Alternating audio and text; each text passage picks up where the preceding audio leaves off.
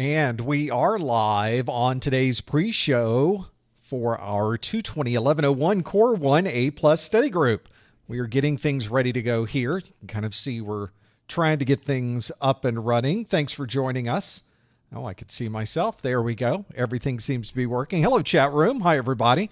We are just getting started. We have 10 minutes to go before everything gets going here. I'm just watching the chat and making sure that cameras are working. They all appear to be looking okay. There we go. You can see me. I'm right there. We will be getting things going at the top of the hour with today's 220-1101 Core 1A Plus study group. Oh, there's a lot. There's a lot to do today. I've got all new questions, so get ready for that. And then we've got plenty more that's going on here. There's a lot of activity behind the scenes, of course, as usual. I've got a lot of content that we're currently creating and writing and moving things. So it's very, very busy. It's very, very busy right now, which is great. These are the kind of problems you want. You want busy. I don't want to be on the live stream saying, well, there's not much going on. I guess we're just going to sit here. No, we got, there's more than I think I will ever be able to do in a lifetime, quite honestly. All right, let's do a couple of checks. We are recording. There's the recording piece down here. You can see our Cylons are going down here. Those are recorders.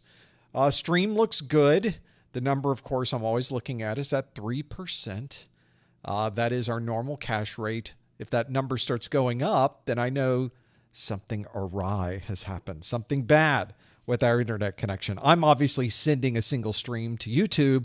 YouTube is then sending that stream to you. They crunch it up and they reformat it and they send it to you in the right format. So that's what is happening here. So settle in. We are going to get things started in just a few minutes. I'm going to make sure if you are here, I guess I could put up the link for the Q&A. You could actually answer the question that is on my screen right now, which is, where are you joining from? You can see anywhere in the world. You can put your virtual pin in the map. That's a PIN. Got some folks in United States and Canada. Someone's out in the middle of the Atlantic, as usual. I guess that's something anyway, right?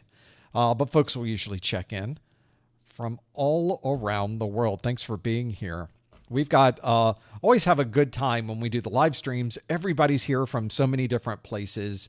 Kind of talk about what we're doing and how we're making it happen. Folks already checking in from Massachusetts and Calgary, Canada, and Canada, and Connecticut, and Omaha, Nebraska, New York City.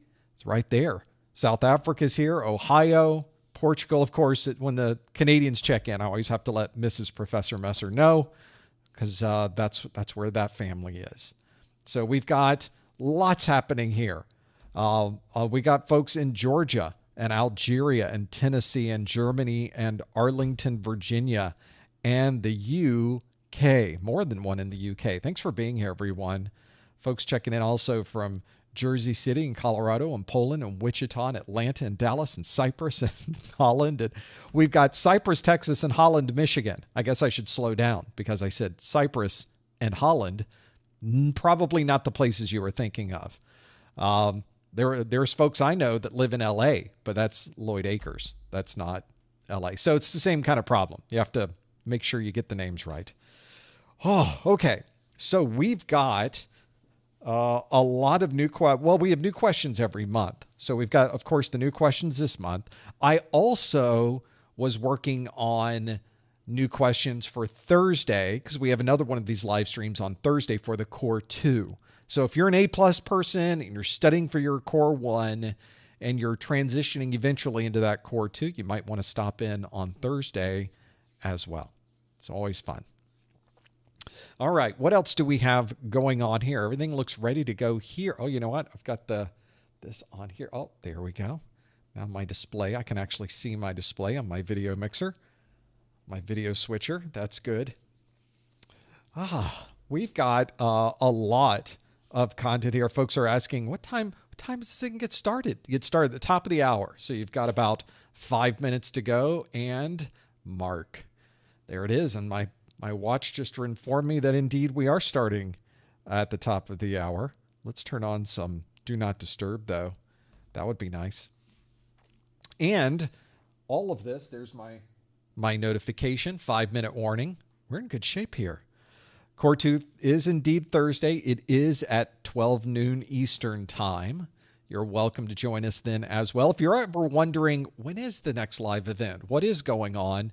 We do have a calendar on our website, professormesser.com/calendar. We also have an events channel on our Discord at professormesser.com/Discord. So if you're on my website, you can easily find the calendar. If you're on Discord, you can easily find the calendar. All those things are working. So that's good. Is there any chance I'm working on an XK0005 series? Well, I can tell you probably not, because I'm not even sure off the top of my head which one the XK0 is. So that makes it very clear, I guess. Right now, we are working on the updated, well, it's Linux Plus. Of course it is. Now, we had some Linux videos previously, but right now we're working on updating the Network Plus. That will be done shortly, and we'll have that one out. And then I get to decide what's next. What do we want to do next? There's always something next. So we'll be working on whatever that next thing is. So we'll figure it out. A lot of folks checking in from Florida. Hello, fellow Floridians. Thanks for being here. There was a question earlier before I took that one about the video software I'm using to stream. I'm not using any video software to stream. Well, I mean, I am. There's obviously software involved, but it's not the kind you might think. Right here, you can kind of see in that upper left corner is this odd-looking console. That is my streaming console. It is a Blackmagic streaming device. And although you can't see it, it's down here in the bottom. Can we see it? It's down right there. You can nope, it's just underneath the video recorders, is my streaming box. So it's a physical box. I guess I could maybe even try to find it real quick before we get started. Blackmagicdesign.com. And this would be in their product line under streaming and encoding.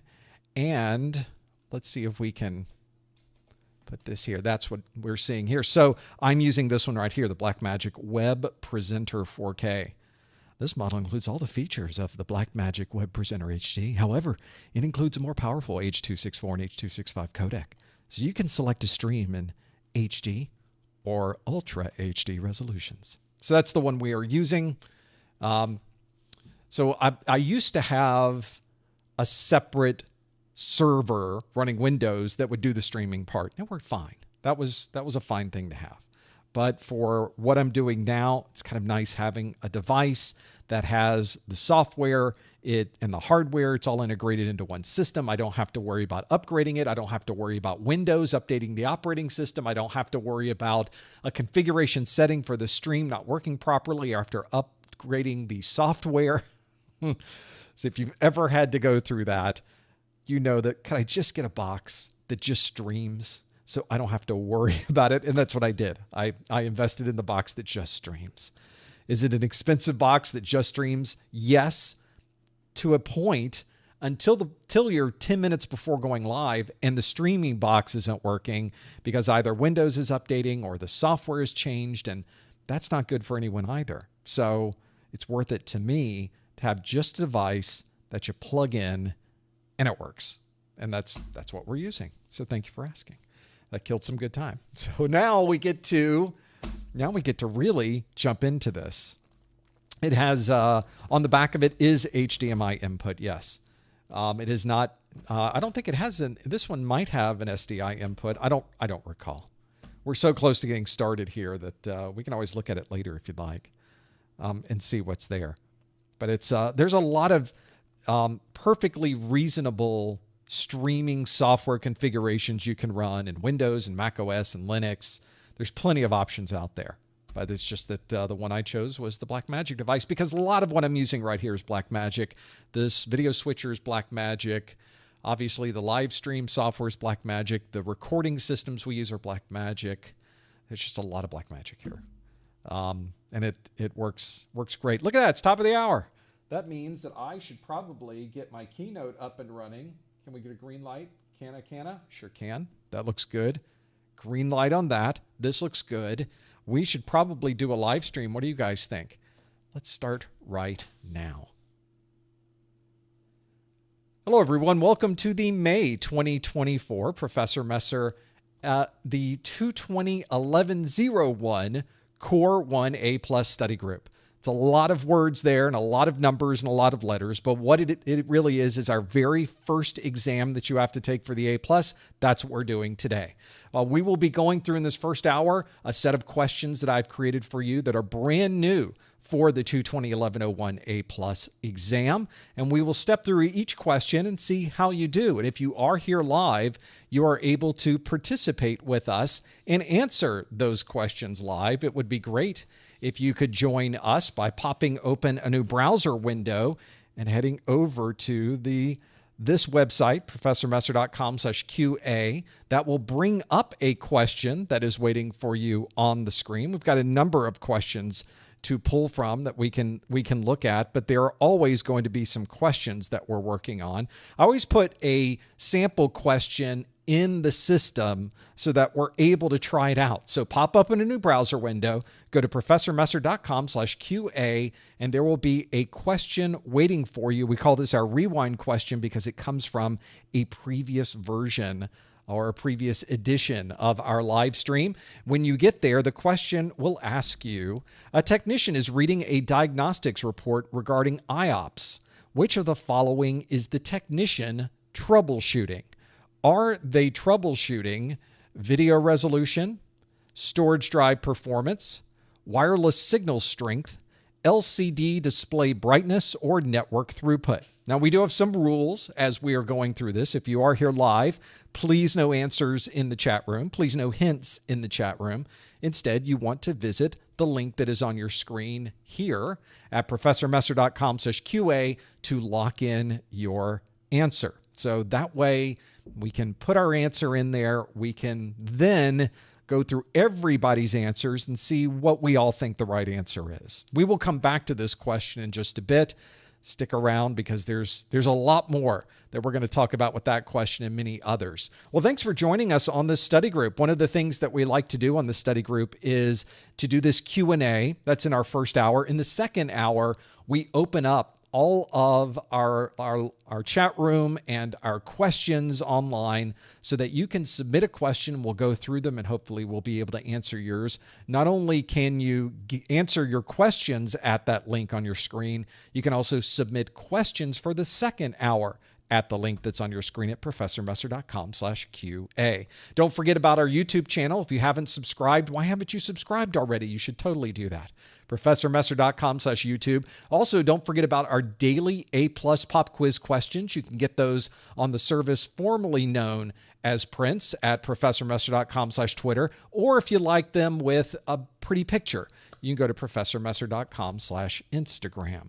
These are also great places where you can go back in time to look at previous submissions. And of course, we have some hashtags and other things you can use on Instagram and Twitter to be able to do that. Don't forget that sometime during this first hour, I will also give you instructions on how you can earn a continuing education unit credit. So feel free to stop through and make a note of that when we finally get to that point. If you are someone who is collecting CEUs. If you have no idea what I'm talking about, it probably doesn't apply to you. But if you are already A+, Network Plus, Security Plus certified, you might be able to use this for your renewals. And that's what that's about. We are going to talk about the A+ exam today, specifically the 220-1101 exam. That is the first or Core 1 exam between two exams that you must pass to earn your A+ certification. This exam was released on April the 10th of 2022, and we expect that this exam will retire somewhere around October of 2025. That is an estimate. As we get closer to that date, we'll have a better idea of when these particular exams go away. But as we sit here today in May of 2024, you have plenty of time to study for your A+ exams. That's really the point of that. There are two exams you have to pass. The 220-1101, you need to earn a 675 on a score that is scaled between 100 and 900. The 1102 exam, you have to do a little bit better. You have to get a 700 on that same scale. And once you earn your certification, it is good for 3 years. So although there is a retirement date of the exam, once you are certified, really doesn't matter what they do to the exam, you're already certified for 3 years. And that's the important part. So the exam itself and the questions that we will study today come from a series of 5 different domains. Those different domains are mobile devices, networking, hardware, virtualization and cloud computing, and hardware and network troubleshooting. Hopefully we'll get through a number of those different questions as we step through this today. So on Thursday, 2 days from now, if you're here live, we will also do a Core 2 study group, and we'll address the Core 2 domains at that study group. I just finished writing the question, so I'm ready for that study group now. We'll be able to step through all of those. We also have this study group available for replay immediately afterwards on YouTube. But if you would like a podcast or audio-only version of this study group, you can certainly go to our podcast page at professormesser.com/podcast. Also let you know that if you're on your favorite streaming service, if you're on Spotify or any of the other popular podcast and audio streaming services, simply search for Professor Messer. We're probably already there. And if we're not, let me know and I'll add the podcast to that one as well. It's an easy way to do it.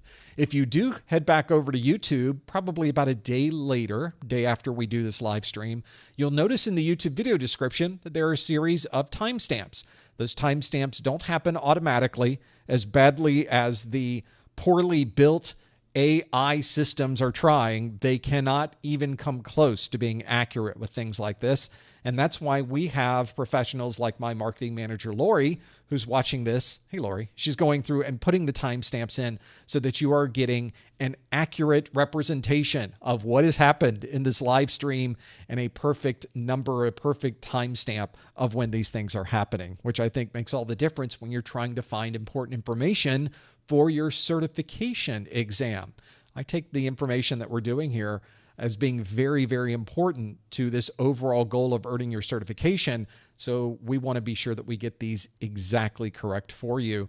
Be sure to check back in to see those timestamps. Also, want to let you know that when we're not here doing a live stream, we have our live chat, and people are having all kinds of study sessions and talking amongst each other about what they're studying for. It's all on our Discord. We'd love it if you joined us there as well. You can find the link at professormesser.com/Discord. And of course, there's also a link on the website. There's a number of social media icons in the upper right at professormesser.com. It's another great place to find us over on our Discord channel. There's a great community there. If you have a question during your studies, you may be able to find an answer on our Discord. Also let you know that eventually you will need to take your exam. These exams do have a cost associated with them, but one of the things that you can do is pay less for your exam because we have discounted exam vouchers on our website. You could go to the CompTIA website and pay full price, or you can visit professormesser.com/voucher for a discounted voucher. Not only do you get a discount on your voucher, you also get a free copy of my Exam Hacks ebook. This is an ebook I wrote of the tips and tricks that I've accumulated through the years that help me with my study process and help me with tips that I can use during the exam to perhaps get me a few extra points.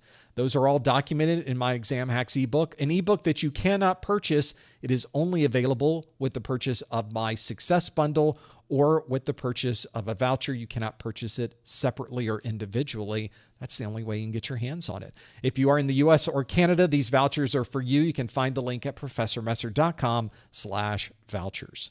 Let's look at that question we asked earlier. The question is, a technician is reading a diagnostics report regarding IOPS. Which of the following is the technician troubleshooting? Are they troubleshooting video resolution, storage drive performance, wireless signal strength, LCD display brightness, or network throughput? What did you choose? Well, let's find out. We'll close that poll. And we can see that 65% of you say the answer is storage drive performance. But you can see there's a pretty big percentage. 21% say that's network throughput. IOPS. IOPS is what we're referring to. We have single digits for wireless signal strength, LCD display brightness, and video resolution.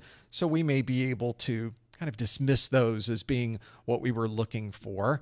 And when we are talking about performance, being able to gather statistics about performance becomes pretty important.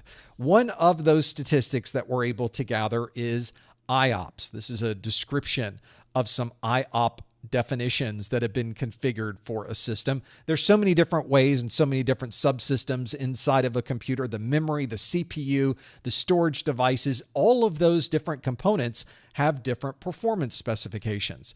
But if you need to be able to evaluate how well a device is storing your data or being able to retrieve the data from that storage, you can start measuring how many of those are occurring. This is the input-output operations per second. And although that's very generic in the name, it's really referring specifically to storage, or at least as the way that we measure storage. This is a very important statistic so that we can understand how much data are we able to input and output from that device in a particular time frame. And that can give us an idea of how well the storage device can perform in normal operation. Just to give you an idea about IOPS, is a hard drive can provide us with somewhere around 200 input-output operations per second. Not bad, 200 per second. Except when you compare that to an SSD, you can see that an SSD can be around 1 million input-output operations per second. So there's the big difference. When we talk about upgrading a system, and one of the best things you can do to upgrade is to move from an older mechanical hard drive to a newer SSD, a solid state drive, you can start to see why that upgrade is so important and can be so powerful when you start upgrading a system. Just a relatively small investment can get you a very big performance increase. And assuming there are no other delays on your system, that might be the only upgrade you need. An IOPS of 1 million, and that IOPS of 1 million would obviously be a storage drive performance. And indeed, 65% of you knew that that was the right answer. Now, although network throughput is often evaluated in how much data is passing over that particular medium, it's often represented as a megabits per second, a gigabits per second. It's always in bits per second. And so if you needed to understand how well is that network performing, we're able to transfer data in excess of 750 megabits per second. For example, we don't commonly use IOPS as a measurement of network throughput because we're not really doing input-output over the network. We're simply sending data over the network, so it would not be a very good way to measure network throughput. LCD display brightness is often measured in nits or some other type of a measurement that can show us the amount of light that is coming through a system. We also have wireless signal strength. You often have seen the dB measurements that we use for that. That is not measured in IOPS. And the video resolution is usually measured as a number of pixels. It's a very precise and very specific measurement. We're not really measuring any type of performance when we're trying to determine the resolution of video, so that wouldn't make very much sense either.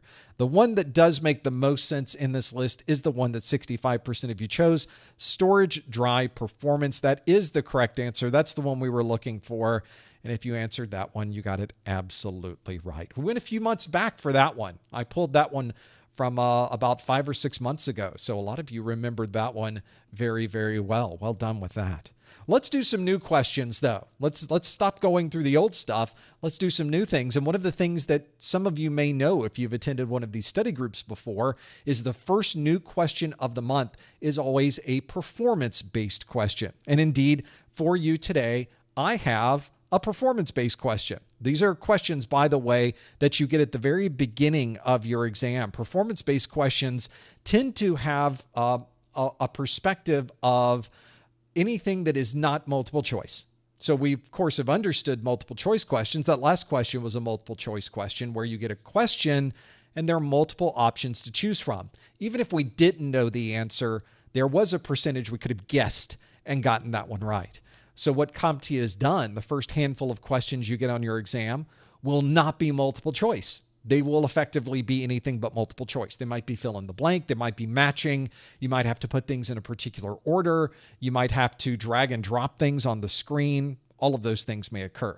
So what I have for you is a performance-based question for our 220-1101 exam. This one is more of a visual question where I have this motherboard and I have highlighted 5 different components on this motherboard, and I want you to name each of these motherboard components. You can see where the green arrow is going in and pointing to each one of those. For those of you listening on the podcast, I can only apologize since this is more of a visual question, but you do get questions like this on your exam. Once you get to your destination or you're at a place where you can watch the video replay, highly recommend you have a look at this question, because these are the types of things that you might run into when you are working for the first set of performance-based questions on your exam. Now, if you think you know the answer to this one, we have the link on the screen, professormesser.com/QA. That's where I would like you to answer this one. Please note answers in the chat room. Please no hints in the chat room. You instead want to go to the link on your screen, go to professormesser.com/QA and lock in your answer. Some of these are pretty good to have this. There are a couple of folks in the chat room asking about super chats and donations. You may notice, in fact, there is no super chat here. There's no way to donate from the chat, and that's intentional. We intentionally don't take your donations. We don't take your super chats. There are a lot of ways you can help support us, but I think it's a lot easier and a lot better for everyone if you get something for your investment. So we'll talk more about that in just a bit, but that's why you don't see a super chat or a donate button on there. I prefer that if you are supporting, that you get something in return, other than just a good feeling, which is certainly fine too. But I have other ideas for you. We'll talk about those in just a bit. So this is, you'll notice, kind of a fill in the blank question. Now, normally on the exam, the questions you get will not be fill in the blank. I've intentionally made this one a little bit harder for a couple of different reasons. So this will help us see how well we really know these components. So don't worry. If you get close, we'll give you credit. Don't worry about that. But there are a few here that we at least can go through and answer a little bit at a time. So hopefully you're familiar with these. A lot of people locking in their answers on this one.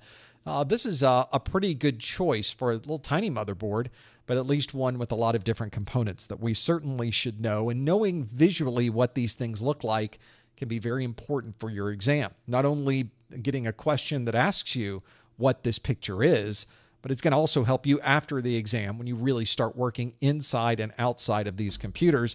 Being able to walk by a computer, know what that interface is, can be very useful when you're trying to perform some troubleshooting.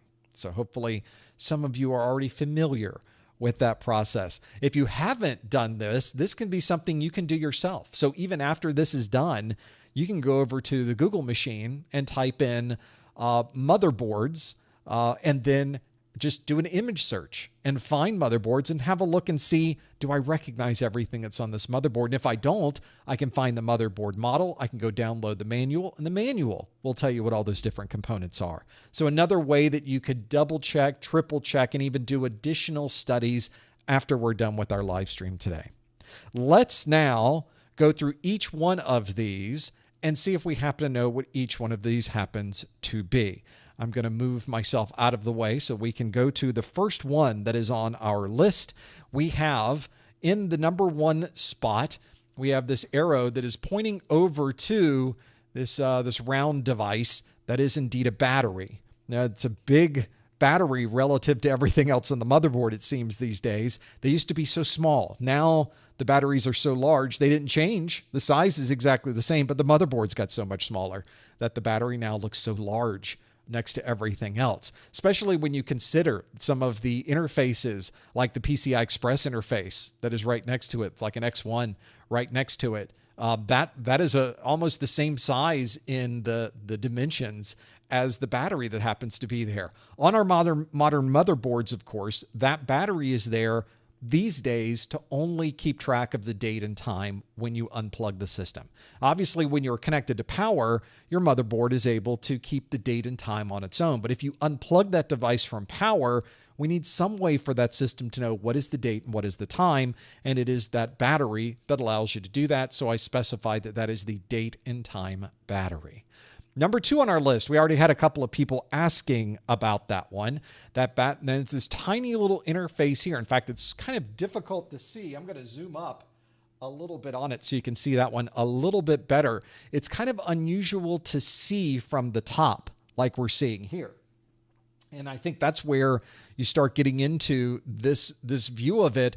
But if you were to look down here closer to it, you could see there is a screw mark here that says 42 and another one that says 60, as if there is something that is supposed to connect into that interface and then sit flat and perhaps be connected at 42 millimeters or 60 millimeters in distance across those. And if you chose or selected that is your M.2 socket, you got that one absolutely correct. The M.2 socket is that tiny little interface there. You can start to see why the M.2 has become so popular.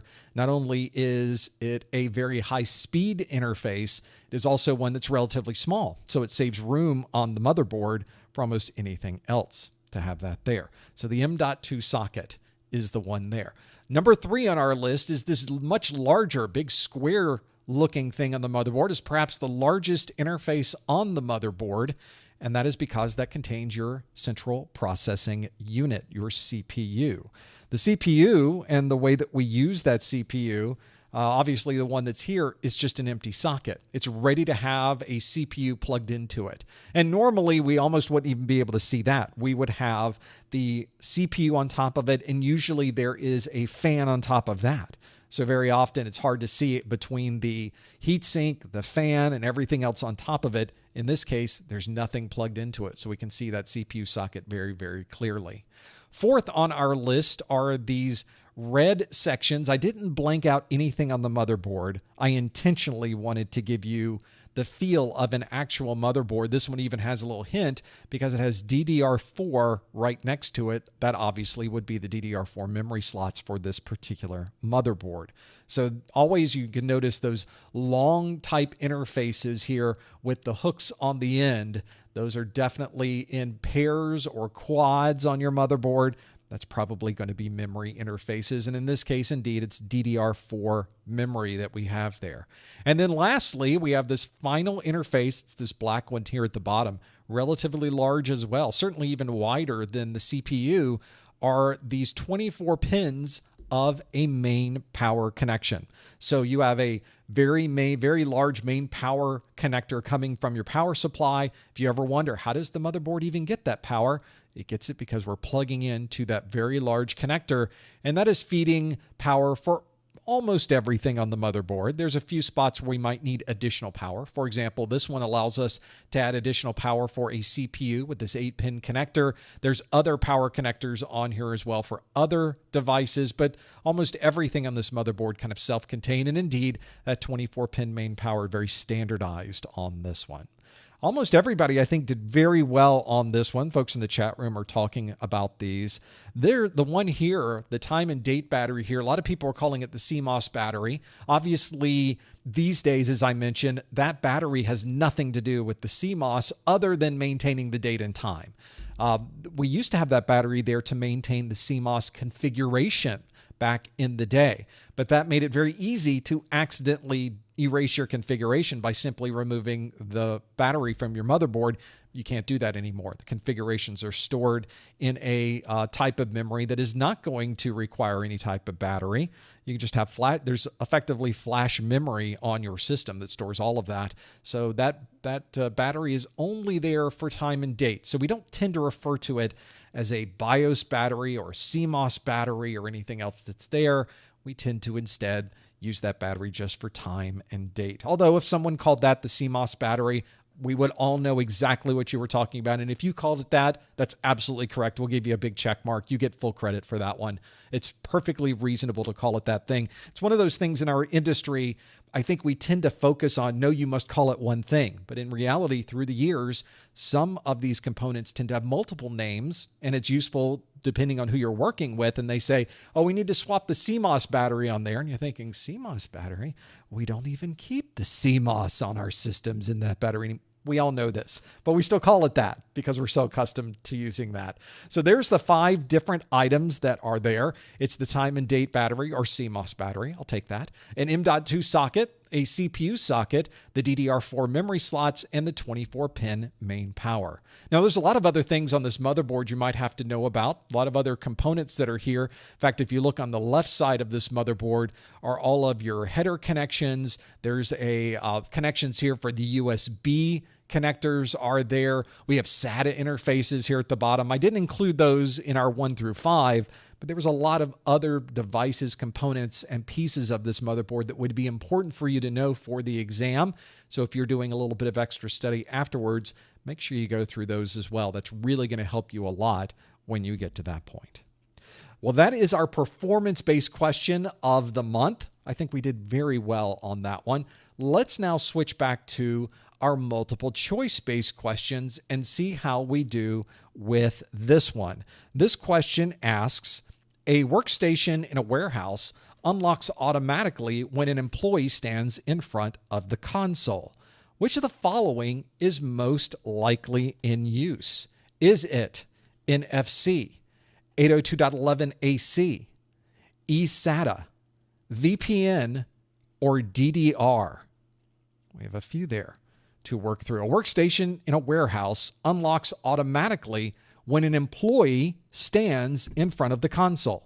Which of the following is most likely in use? Is that NFC, 802.11ac, eSATA, VPN, or DDR? If you think you know the answer, go to professormesser.com/QA, the link that's on your screen, and lock in your answer. Please no answers in the chat room. Please no hints in the chat room. You want to go to professormesser.com/QA and lock in your answer. See how well you do with this one. A lot of us have been working with technologies like this. If you're someone who is in an environment like a warehouse, I don't want to give too much away, but there are other environments where you might be able to use something like this. We can always talk about that as well. Those are there too. So hopefully you're familiar with this question. See if you know what these happen to be. Go to professormesser.com/QA and lock in your answer. Think we could probably step through that, knowing what these happen to be. A number of you are working along those lines. And again, if you think you know the answer, please no answers in the chat room. Please no hints in the chat room. Go to the link on your screen, professormesser.com/QA, and lock in your answer. Should be a good one to go with. A number of you were asking a question earlier about some of the connectors that are on this system. We didn't go, we may go circle back to that. If you would like to have some of those questions answered about the mounts on the motherboard and that type of thing, please submit a question for the second hour. It's on the tab that's at the top of your screen at professormesser.com/QA. I would be glad to circle back to the motherboard, and we can even step through other pieces of that in the after show. More than happy to do that. So that's where you do it. So that makes it convenient. You answer questions by going to professormesser.com/QA. You also can answer questions and submit questions at the same link at professormesser.com/QA. Makes it easy. One-stop shopping to be able to find everything that you might want to find. That's a good one. So let's see how you did with this one. The question again asks, a workstation in a warehouse unlocks automatically when an employee stands in front of the console. Which of the following is most likely in use? Is it NFC, 802.11ac, eSATA, VPN, or DDR? Based on some of the things we saw, I'm not surprised that 95% of you say that is NFC technologies. NFC has become so common in the technologies that we use today. This is the type of technology you would find if you worked in a hospital. Very common for people to walk up to a machine in a hospital and have that machine recognize the person. They may have to put in some additional authentication details, such as a personal identification number, but they don't have to put in their username and their password and all of that all over again. They can simply pick the thing that they are trying to get to by putting in usually a personal identification number or something of that sort, an additional piece of this.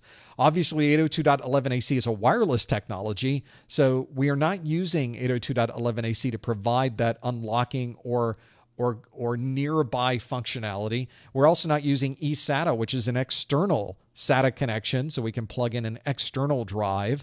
We also have VPN technology for our virtual private networks. That's obviously not what we're doing here because we're simply just standing in front of a console. And then lastly, DDR is, we've already seen DDR. We just saw some DDR memory in the last question. We were focusing on near field communication, NFC. And if you are paying for something in a store, if you are transferring data between different mobile devices, such as your contact information, or you happen to walk up to a system and it automatically recognizes who you are, that would be something like NFC in use. The near field communication. And we're seeing this not only in our phones, we see it in our watches. It can be associated with a card or a badge that you would carry around. NFC is an increasingly popular technology, and we're using it for so many different things. And indeed, in this case, we're using it to provide an authentication factor. And this is a very good example of being able to use it where you stand in front of a system and it automatically recognizes you. It's not really automatic. Behind the scenes, it's obviously communicating to you via NFC, and that would be the choice that you chose as well. 95% of you didn't fool anybody with that one. You got it absolutely correct. Let's do another one. Let's make it a little bit harder. The next one on our list asks this question: which of the following would be assigned if a DHCP server was not available? Would it be 169.254.111.74? Would it be 165.245.224.10? Would it be 172.16.123.160? Would it be 127.250.255.171? Or would it be 10.168.127.254? I knew this was going to be the question that I would have to talk a lot on when I wrote the question, but this at least gives you an idea of the different IP addresses that you might be working through. Let's see if you know what these happen to be. The question again asks, which of the following would be assigned if a DHCP server was not available? And we have these 5 IP addresses I would like you to choose from. And I would like you to answer it by visiting the link on your screen. Go to professormesser.com/QA. Please no answers in the chat room. Please no hints in the chat room. We need a t-shirt with that, don't we? Please no answers in the chat room. And that is a very good choice here. We're obviously in the networking world here since we're talking about IP addresses. Hopefully you know your IP addresses and how they work. This should be a good one to be able to work through it. The good part here is you can't misspell it because it's all numbers. It's all numbers and dots. Lots of dots, lots of numbers. Let's see if you remember what this one happens to be. It should be able to be something you can lock into relatively quickly. But this is actually a question where you have to go through a couple of steps to get there. Let's see if you went through those steps. The question again asks, which of the following would be assigned if a DHCP server was not available? Would it be 169.254.111.74, 165.245.224.10, 172.16.123.160, 127.250.255.171, or 10.168.127.254. Now, as I was going through the questions, you should be able to immediately pick out which one of these it is. Let's see if you did. Let's stop this poll and see what you chose. Again, a pretty good percentage of you, just over half of you at 60%, say the answer is 169.254.111.74. We have 2 other answers that came in with a double digit. So 13% of you said 10.168.127.254. We also have 11% that say 127.250.255.171. But we also have all the way down 9% have the 172.16 address and 5% have the 165.245 address. So the real question we have here is what's going on here? What happens when we are looking for a DHCP server and we're not able to find a DHCP server? Obviously, that's not a good day for anyone when your DHCP server goes down. That's why very often we have multiple DHCP servers, but not everyone does. You probably only have one DHCP server at home, for example. So what happens if your DHCP process at home or at work was to suddenly stop working? Well, what commonly happens in most modern operating systems is it will assign itself its own address automatically. And you're thinking, how is it able to do that automatically? How is it able to assign itself an automatic address? Because we've all decided what series of addresses could be provided if there's no other way to get an address. And we refer to this as a link local address because it is an IP address that works on devices that are on our local subnet. The official name in IPv4 is called an automatic private IP address, or APIPA. And it is one that is going to give you an address that is in a range of addresses between 169.254.1.0 through 169.254.254.255. So you'll notice that the first 256 addresses in that block and the last 256 addresses in that block are not used. They're reserved. So you're not ever going to be assigned one of those, but you will be assigned anything that's in the middle of those. And that is the list that is there. And so it checks to be able to confirm that nobody else is using any of the address that we have randomly chosen. And then it assigns itself to our computer. So anything that starts with, if you look at that list, 169.254 can only be an APIPA address. That means a lot of the rest of those IP addresses we could just ignore. We only need to look at the first 2 octets. Indeed, in this particular question, we only need to look at the first octet because there was only one octet in this set of answers that started with 169, and it was indeed the very first one on this list, 169.254. So we already know this is an APIPA address. You didn't even have to go any further. You only needed to look at those first 2 numbers. 169.254, APIPA. I don't even have to know it's 111.74. That's just how it works. We have these other addresses, 165.245.224.10. That's just a standard Class B address, if you want to call it in a class anymore. We really don't have classes, but we tend to refer to these in similar ways with the 165.245. And then we have a number of addresses that would be considered private addresses, whereas the 165.245 address is a public IP address. There are a series of addresses that are private, the 172.16 and the 10.168.127.254. Those are certainly private ones. And then, of course, we have others on this list, like the 127.250, 255, 171. That's not an address you would be assigned if a DHCP server was not available. Only one that you would be able to find in this list is 169.254. So that was the only one listed. In fact, 60% of you said, yep, that is exactly what we were looking for. That's an APIPA address. And that's the multiple steps you had to go through. You had to start with, we know the DHCP server's not there anymore.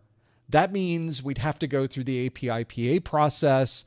That means the IP address that we would be assigned would be something between 169.254, and that means that the answer could only be this one at the top. And indeed, 60% of you got that one absolutely correct. That's what's there. Now, if you have your system is configured for DHCP and it doesn't find a DHCP server, that is the address range that will be assigned to your system all the time. If there's no DHCP, if you aren't even sure of that, start your machine, disconnect your DHCP server that you have at home. Maybe it's probably integrated into your wireless router. Unplug your wireless router, turn on your computer, and see what IP address is assigned to you. Maybe just as easy to unplug your Ethernet connection from that and see what you're able to get. See what IP address suddenly shows up on your system. It'll probably look something like this. If you did an IP config and had a look at it, you would probably see 169.254. In this case, 228.109 was the one assigned on here. So that is exactly where this would go. There are other things that you could do to get a secondary address, especially in the Windows operating system. For the purposes of this question, this is the only one that would be chosen in the list of those 5, and 60% of you got that one absolutely correct. Well done. Well, you can already tell that we've gone through a large number of topics, and we're just getting into this study group right now. There is so much available to go through for A+ that it makes up 137 videos over 19 hours of content. Now, you could, of course, go through every single one of those videos, and I certainly encourage you to do so, but not everybody has the time to do that or has the ability to go through all of those. You may be short of time, for example, to be able to go through all of them. So sometimes it would be nice to have all of the content of those videos available in one single place. So I've created for you a set of course notes that consolidates all of that information into one single document. This is a consolidated view of everything that is in my videos. You can start to see all of the text, all of the important graphics, all of the charts, all of the everything that is important is in this document. And they are all listed as part of these course notes. I have course notes available for my Core 1 exam series and my Core 2 exam series. You can either buy them individually. If you buy them together, there's a little bit of a cost benefit. You might get a little money off there. So have a look on my website for the ProfessorMesser.com/1101 notes. We have these notes available not only in a digital form that you just saw, but also a physical form, which you can see is identical to the, or maybe you can't see that, but you can sort of see that.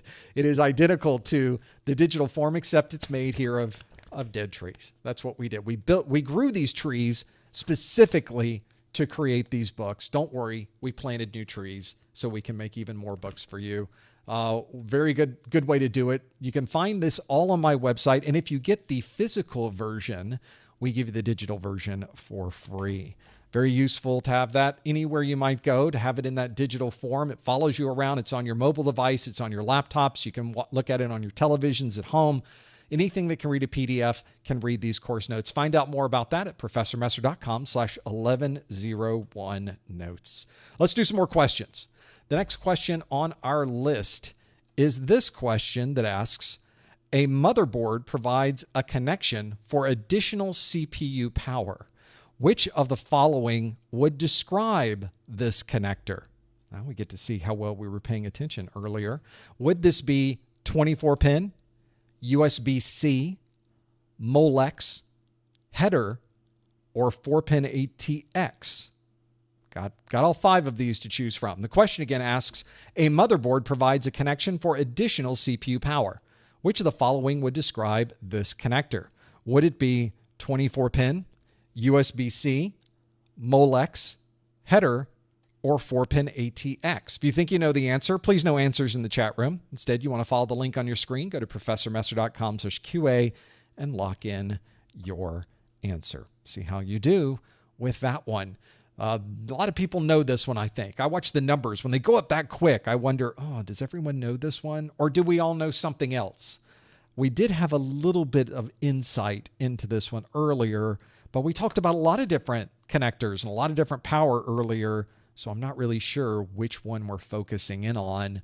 We'll know in just a moment. Lock in your answer now. Go to ProfessorMesser.com/QA to figure out what this one might be. It should be good to go through. Some of you, I think, have worked with this one before. Maybe you've built your own computer and you've realized, oh, I need to plug this in for additional CPU power. Maybe that's what you were working through, or you need a particular connector to be able to do that. Let's see how well you did on this one. The question again asks, a motherboard provides a connection for additional CPU power. Which of the following would describe this connector? Is it 24-pin, USB-C, Molex, header, or 4-pin ATX? We've got 60%, another almost exactly the same as what we had last time, say it's a 4-pin ATX, but 28% of you say it's a 24-pin connector. Well, we saw both of those. Well, we sort of saw both of those already. We'll talk about that in a moment. 8% say Molex, 3% say header, and then we have 0% that say USB-C. How can it be 0%? Nobody jumped on that one? Well, one of the ways that you're able to provide additional CPU power is not through the main power of your motherboard, but through an additional power interface that's normally provided directly from the power supply inside of your computer. And for some CPUs, it is a 4-pin connector.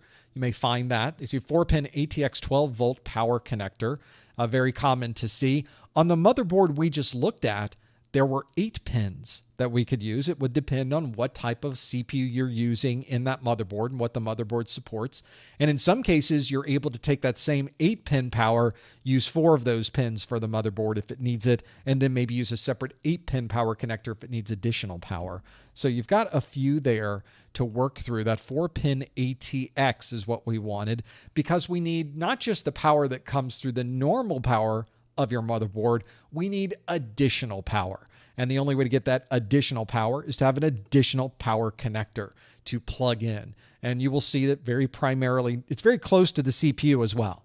It's usually right next to where the CPU happens to be. Well, not right next because it would get in the way of your heatsink and your fans, but somewhere nearby that CPU, you will start to see it, the one that is there. So that is where you would have it. It may even have different connectors on it. It may be called ATX 12 volt. It may be called P4. It may actually say CPU. That gives you the connector that is there, is that CPU connector and what it happens to be. That is what we were looking for. You can see that 60% of you said, yep, it's the 4-pin ATX. That's what we would use to be able to make that work. And indeed, that would be the connector we would use if we needed additional power for our CPU. That are the newer 8-pin connectors.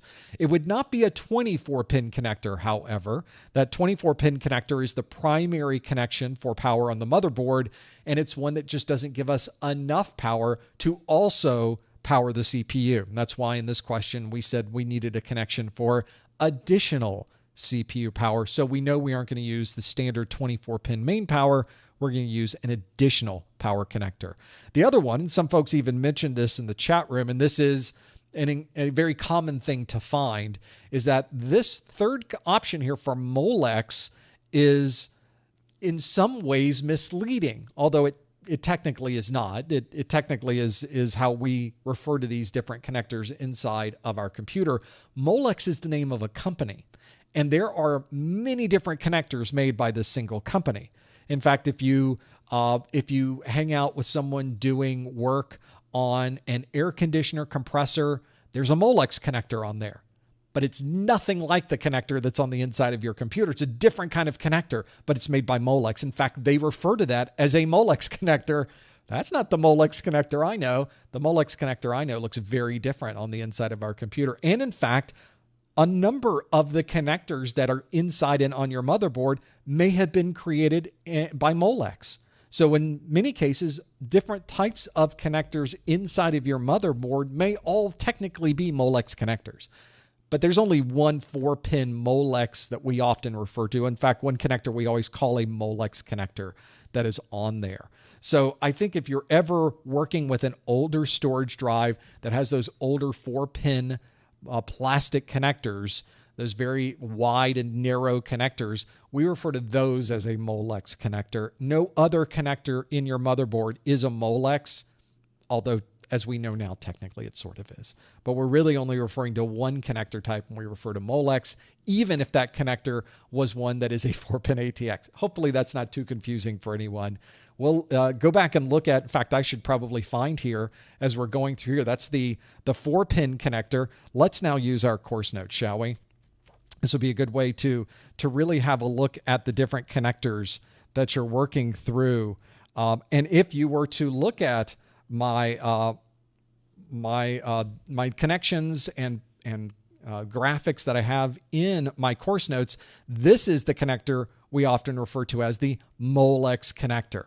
There it is. It's not really commonly used these days. You'll certainly find it on older systems. Here's one at the end of a power supply connection. It was commonly used to power older storage drives, not something you commonly run into these days. These days you would run into connectors that are probably the SATA power or other types of power that would be used for storage. It would probably not be the Molex connector that you would find in a newer system or newer motherboard. So hopefully that's given you some perspective there. We had 60% of you that chose the 4-pin ATX, 28% that said the 24-pin power, and we had that 8% for Molex. That's what's there. So you did a great job with the power connectors on this one too. I think I have, in fact, On this, I have one of those 4-pin connectors on this motherboard. You can see you've got your CPU right here with the CPU cover on the front of it. And right here at the top is that ATX 12-volt connector, that 4-pin connector that is used to provide the additional power for that CPU. That's exactly where you'd find it and what it looks like on your motherboard. Your motherboard might even have one of those right now. We've got some time, so let's keep going on this list and do another question. This is a question that asks, a technician is running multiple VMs on a single desktop. Which of the following technologies is in use? Is it ECC, MOU, VT, RDP, DChem? Oh, it's all abbreviations. The question again asks, a technician is running multiple VMs on a single desktop. Which of the following technologies is in use? Is it ECC, MOU, VT, RDP, or DChem? Now we not only have to know the answers to these questions, we also have to be able to understand all of these different abbreviations. Hopefully you know what they are. If you think you know the answer, please answer by going to professormusser.com/QA. Please no answers in the chat room. Please no hints in the chat room. We'll figure out what we think the answer to this one might be by locking in our answer with that link that you have on the screen. Go to professormusser.com/QA to lock in your answer. All of these are real abbreviations though, and they are all from your exam objectives. So even if you are looking at this question and you know what the answer is, look at the other abbreviations as well. Do you know what that abbreviation is? And perhaps even more importantly, do you know when you would use that technology, how that abbreviation translates into something usable? Although we often will say we use these abbreviations sometimes by default. Often we don't even remember what the words are associated with the abbreviations. We know what the technology is. So that's just a common thing that occurs in our industry over time. We almost forget what the words are because we use the abbreviations all the time. The acronyms become pretty important. These are from your exam objectives. We'll talk about the exam objectives in just a bit. It's pretty important to know what those are. A lot of you have locked in your answer here. Let's see how you did. The question again asks, a technician is running multiple VMs on a single desktop. Which of the following technologies is in use? Is it ECC, MOU, VT, RDP, or DChem? 66% of you say the answer is VT, which of course is Vermont. I'm glad we were able to straighten that out. 22% say it's RDP is what we would be using. And then single digits, 4% say ECC, 3% say MOU, and 2% say DChem. Well, obviously VT does not, it does mean Vermont, but in this case, it doesn't mean Vermont. In this case, we're talking about the support that our system has in the hardware of our CPU. You may not even know that your CPU has been built specifically to take advantage of virtualization technologies. And in fact, if you're running an AMD CPU, it's an AMD V is what they call that technology. If you're running an Intel CPU, they refer to that technology as virtualization technology, or VT. So whenever we're doing some type of virtualization, in fact, when you start your virtualization software, one of the things that you'll notice is that it will look for that technology to be enabled. And if that is not enabled on your CPU, maybe it's been disabled in your CMOS and your BIOS configuration. Maybe it's been, maybe a CPU doesn't have the VT technology integrated into it. Might be an older CPU. In those cases, it's possible that you would not be able to use virtualization on that computer. There are other resource requirements for doing virtualization with memory, disk space, and networking. But in this case, we were really just talking about the CPU, that VT for the Intel virtualization technology is what we were looking for. And 66% of you got that one absolutely correct. If you wanted to connect to a device remotely and be able to control the desktop of that device, something we often do in a help desk, then you might want to use something like Microsoft's Remote Desktop Protocol, or RDP. 22% of you chose RDP, but we're not running multiple VMs on a single desktop with Remote Desktop. we're connecting to a remote machine to view that desktop. So that's the big difference, is that remote desktop protocol allows us to remotely view and control a remote device, but it doesn't allow us to actually run that device all on our local single desktop. So certainly not the one that we would need in this particular case, would not be the answer that we were looking for.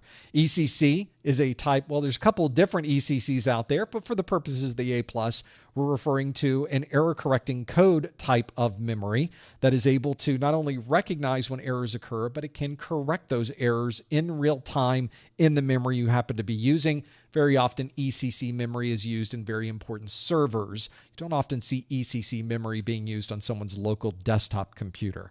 We have a memorandum of understanding, an MOU, that is part of the exam objectives, as a lot of people in the chat room are thinking, I don't remember seeing that. Yep, it's in there.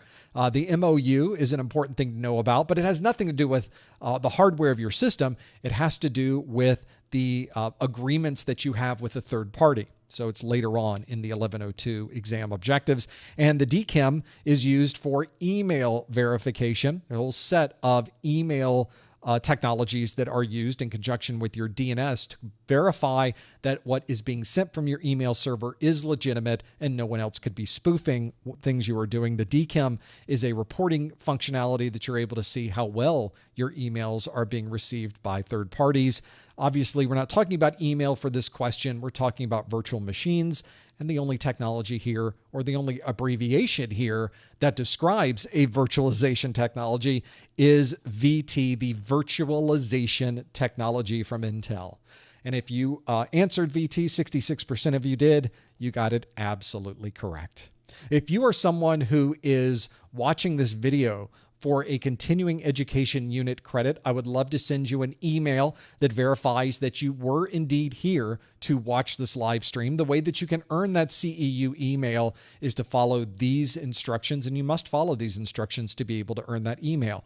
Go to the top or the bottom of the Professor Messer website, click on Contact Us, and then when the Contact Us page comes up, put in your name, your email address. In the subject line, please put May 2024 Core 1A Plus or something close to that.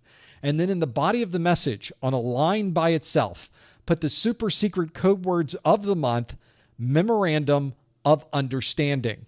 I'll just spell it all out. Memorandum of Understanding is the one we were looking for. That is the abbreviation or the set of words that would be perfect for your super secret code words of the month. You can put anything else in that message you would like to if you want, or you can simply just put Memorandum of Understanding. Click the submit button. It comes to me, and then about a week or so, you'll receive an email back from me, maybe sooner, maybe longer, but you will get an email back from me that says, you watched this video, and here's your verification, your certification that you were indeed here watching this particular video. And I do put a digital signature on that so you know it really came from me and that nothing inside of that email was changed. And it would be this process. Let's go through it one more time. Go to the top or the bottom of the Professor Messer website, click Contact Us, put your name, your email address in the subject line, put May 2024 of Core 1, and then in the body of the message, please put the super secret code words of the month, Memorandum of Understanding. That will get you everything you need to know to earn your continuing education unit credit. Well, we've got more to go through here. I know we're at the top of the hour. Let's get another question in, though. We can squeeze another one in here, right? Here's the next one on our list. What? You wanted a printer question? Well, I'm glad you asked, because here's a printer question right here that asks, there are a number of jobs in a print queue, but the laser printer is not printing any output. Which of the following is the most likely issue? Is it fuser, driver, separation pads, spooler, or transfer belt? 5 things to choose from. There are a number of jobs in a print queue, but the laser printer is not printing any output. Which of the following is the most likely issue? Is it fuser, driver, separation pads, spooler, or transfer belt? Do you think you know the answer? Lock in your answer here. Go to professormesser.com/QA and lock in your answer. Please no answers in the chat room. Please no hints in the chat room. Instead, we're going to follow that link and see if we happen to know what it is.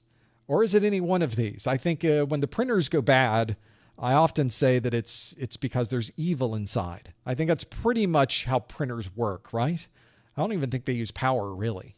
I think it's just all anger that's inside of the printer, and that somehow comes out as a printed page. That's my suspicion, having worked with printers for a very long time. Or maybe they're just angry at me. That could be part of it. Printers, we all have a love-hate relationship with printers. It's an evil, angry thing until we figure it out, and then we realize, okay, it really wasn't as bad as we thought it was. I think that's the issue. We can then shift. I used to work in an organization that did cold calling. It would call you on those auto dialers. We would often say there was no technology inside of those either. Those also ran on evil. So there's a couple different systems like that, not just printers. There's other systems that do that as well. Let's see how you did with this one. The question asks, there are a number of jobs in a print queue, but the laser printer is not printing any output. Which of the following is the most likely issue? Is it fuser, driver, separation pads, spooler, or transfer belt? All printer-ish things. 50% of you say the answer is spooler. 27% of you say the answer is driver. 10% say the answer is fuser. So already we have 3 answers with double digits, and then drops down to single digits for 8% saying transfer belt and 3% say separation pads. Well, this is a common problem when there's printouts. People have sent prints to the print queue. They're in the print queue. You can see them in the print queue. They're lined up in the print queue, and nothing's printing. And you have to wonder, why is nothing printing? It got to the print queue. You're one step away from the printing process occurring because now they're in the queue. They're out of the operating system. They're not associated with someone's computer anymore. They're in a single print queue, but still we don't have anything that's printing. Most of the time, this is because there was a print job that was sent to the queue that had some type of corruption or something was unexpected with that data flow.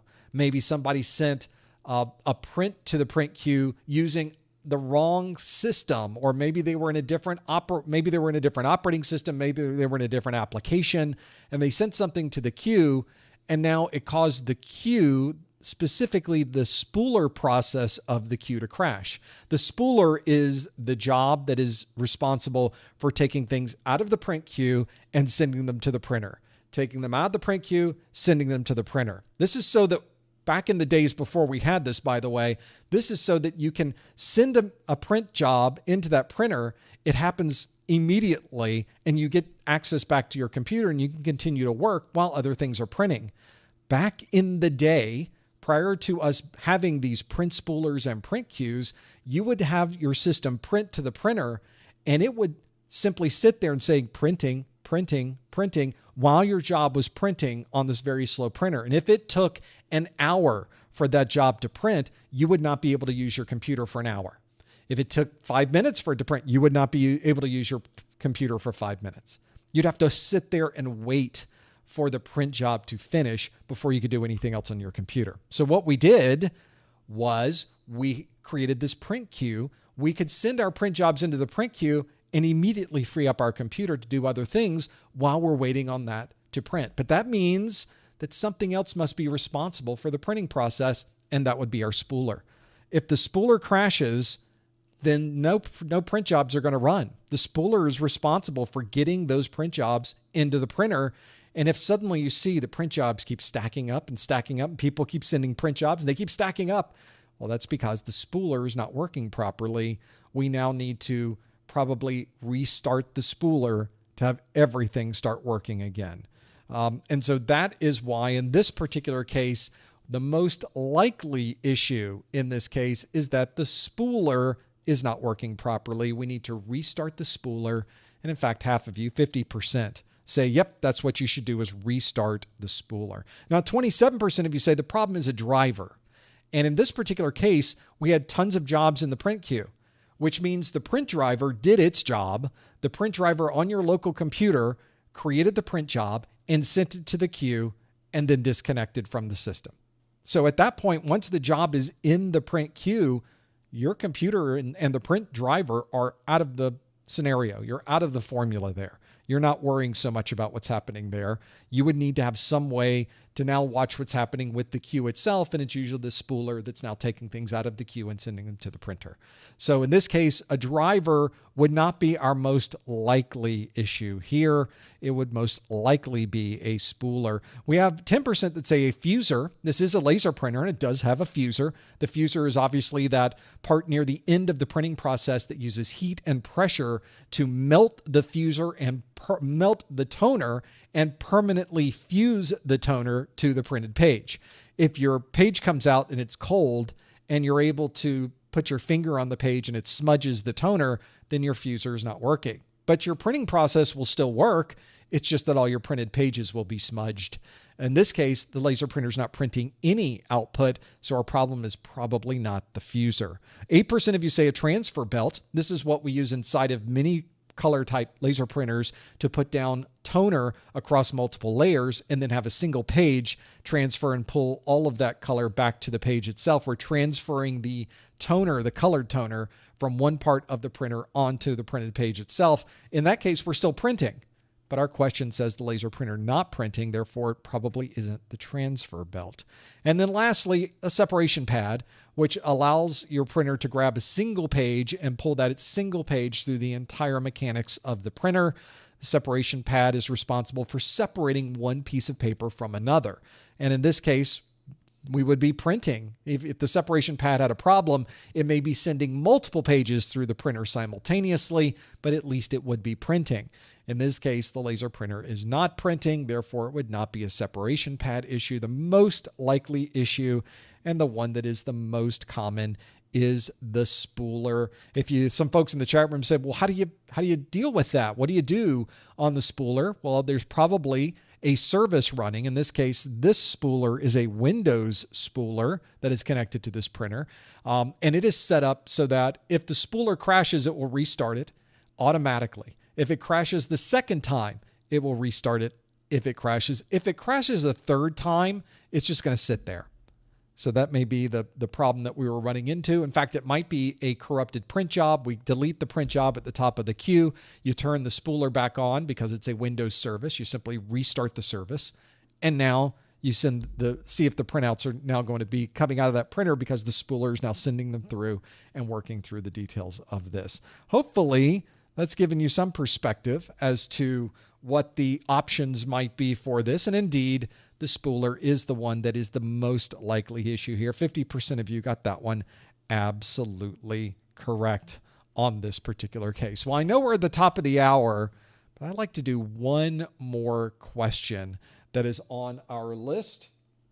And as we get to that one, this question is one that comes directly from a set of practice exams that I have created.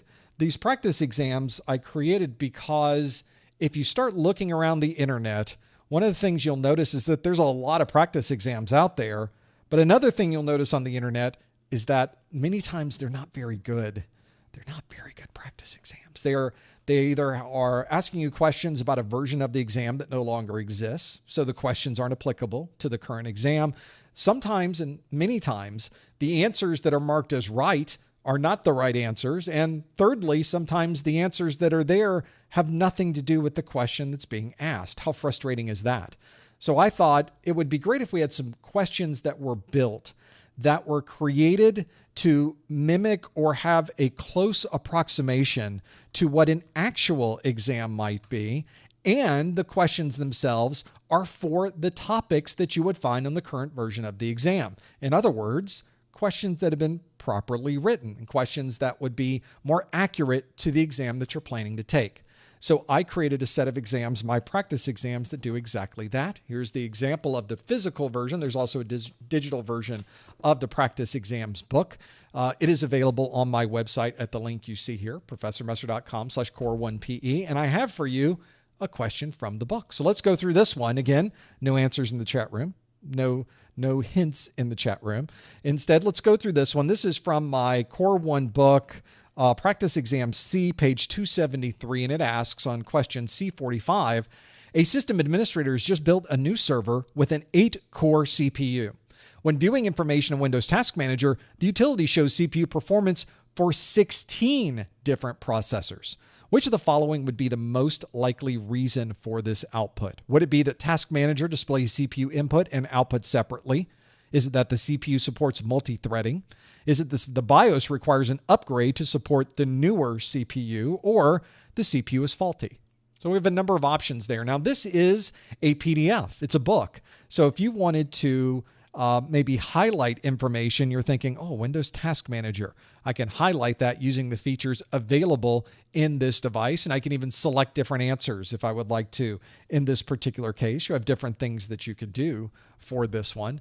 But one of the parts of this that I find are really useful is that I've created links inside of this so that you can select them that are in this view. So you'll notice that the answers, or the link where it says quick answer and the details, turns it into a little hand.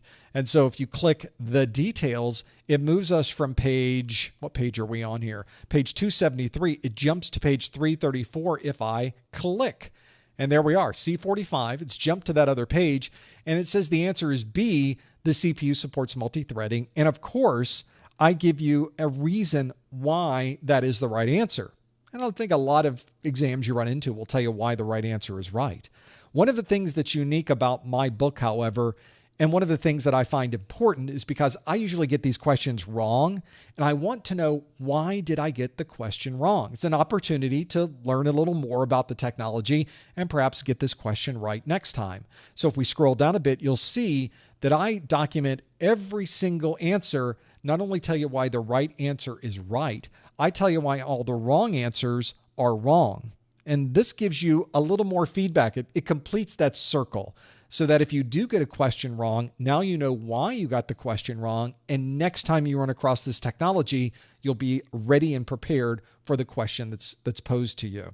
This is also an opportunity, if you get the question right, I highly recommend you read through the wrong answers, because the technology or the question you get on your exam may not be about multi-threading. It might be about Task Manager, or it might be about upgrading a BIOS. And those are parts of the wrong answers on this question that could be the right answer on your actual exam. Now, once you're through looking at what these answers might be, you can even scroll to the bottom. Maybe you didn't even understand the question. I've been there. So you can scan in this QR code or click on this link. It's all interactive if you happen to have this in the PDF form, and it will open the page on my site that has the video where this question was created from. That way you can learn more about the underlying technology and be able to answer this question a little bit better. Once we're done with this, I can click the back button in my PDF reader. Did you even know that PDF readers had a back button? They do. And we're back to where we started, and I can go to the next question on my list. That is my practice exams book. If that's something that might help you, you can find out more on my website. Go to professormesser.com/core1pe. And if you purchase the practice exams book in conjunction with the course notes, there's a little bit of a cost benefit. There's a little bit of a discount. Now, who doesn't like a discount? So you can find those all on my website. See if that's something you might want to be able to use for your studies. They work hand in hand with the video series that's available for free on my website. That's at professormesser.com/core1pe. Well, I think I've told you earlier that all of the questions that we have gone through today and all of the answers are from the exam objectives. The exam objectives are created by CompTIA. They list out everything you need to know to pass your exam. I mean, everything. I think I have a copy of the objectives right here. They list out every bullet, every piece of every technology you need to know, and they are free to download from the CompTIA website. Simply go to professormesser.com/objectives or type into your favorite search engine, CompTIA Exam Objectives. It'll take you to the very first page is the link to those objectives. That will tell you everything you need to know to be able to pass this exam. They list it out for you. This is one of the rare occasions in the world of IT certification where they tell you everything you need to know. Microsoft doesn't do this. Cisco doesn't do this. None of these other big players seem to want to do this. CompTIA tends to be the only one that really tells you, because the challenge isn't knowing what's on the exam. The challenge is understanding the technologies that are listed in the exam objectives. So if you're someone who is working towards your exam and you're wondering, am I ready to take this exam? have a look at this list. It makes a fantastic checklist for you to understand whether you're ready or whether you're not ready to go in and take your A+ exam. Find out more at professormesser.com/objectives. We do one of these study groups every month for A+. For the Core 1, we do another study group for the Core 2. We do a Network Plus study group and a Security Plus study group. There's a lot going on here. And you can always find out when the next event is going to be by going to our calendar at professormesser.com/calendar. Currently, I've scheduled a Core 2 study group on May the 9th. That's 2 days from now. We also have another 2 A+ study groups confirmed for June the 4th and June the 6th. Now, these dates can sometimes change. They can sometimes be modified. So I highly recommend you always check in either with professormesser.com/calendar or hit the events channel on our Discord. I always make sure those are up to date so you'll know immediately if there are any changes to our schedule and what we plan on doing. Simply look at the calendar and you'll know the moment that I know. Well, we are done with the first half of our study group today, but we've got a lot more to come. Stick around for the after show where I will step through the questions that you have left in our list at professormesser.com/QA. We also have our discounted vouchers available on our website. If you're in the US or Canada, you can check those out. Go to professormesser.com/vouchers. Don't forget about our practice exams, our course notes, our success bundles, and so much more to help you with your studies towards earning your A+ certification. You can find those at professormesser.com/1101success. And if you're looking for us on social media, simply type in professormesser.com/ the name of the site you'd like to find me on, /Discord, /LinkedIn, /Facebook, /Twitter. That's all there. You can find us somewhere on that list. And if we're not on that list, tell me what social media I should be on, and I'll add myself to that one as well. You never know what we're working through there. Well, that brings us to the end of our first hour of the study group. Stick around for the after show. Thank you so much for being here and hanging out with us in this first hour. And we will see you next time on the Core 1 A+ study group. Okay, let's take a sip real quick.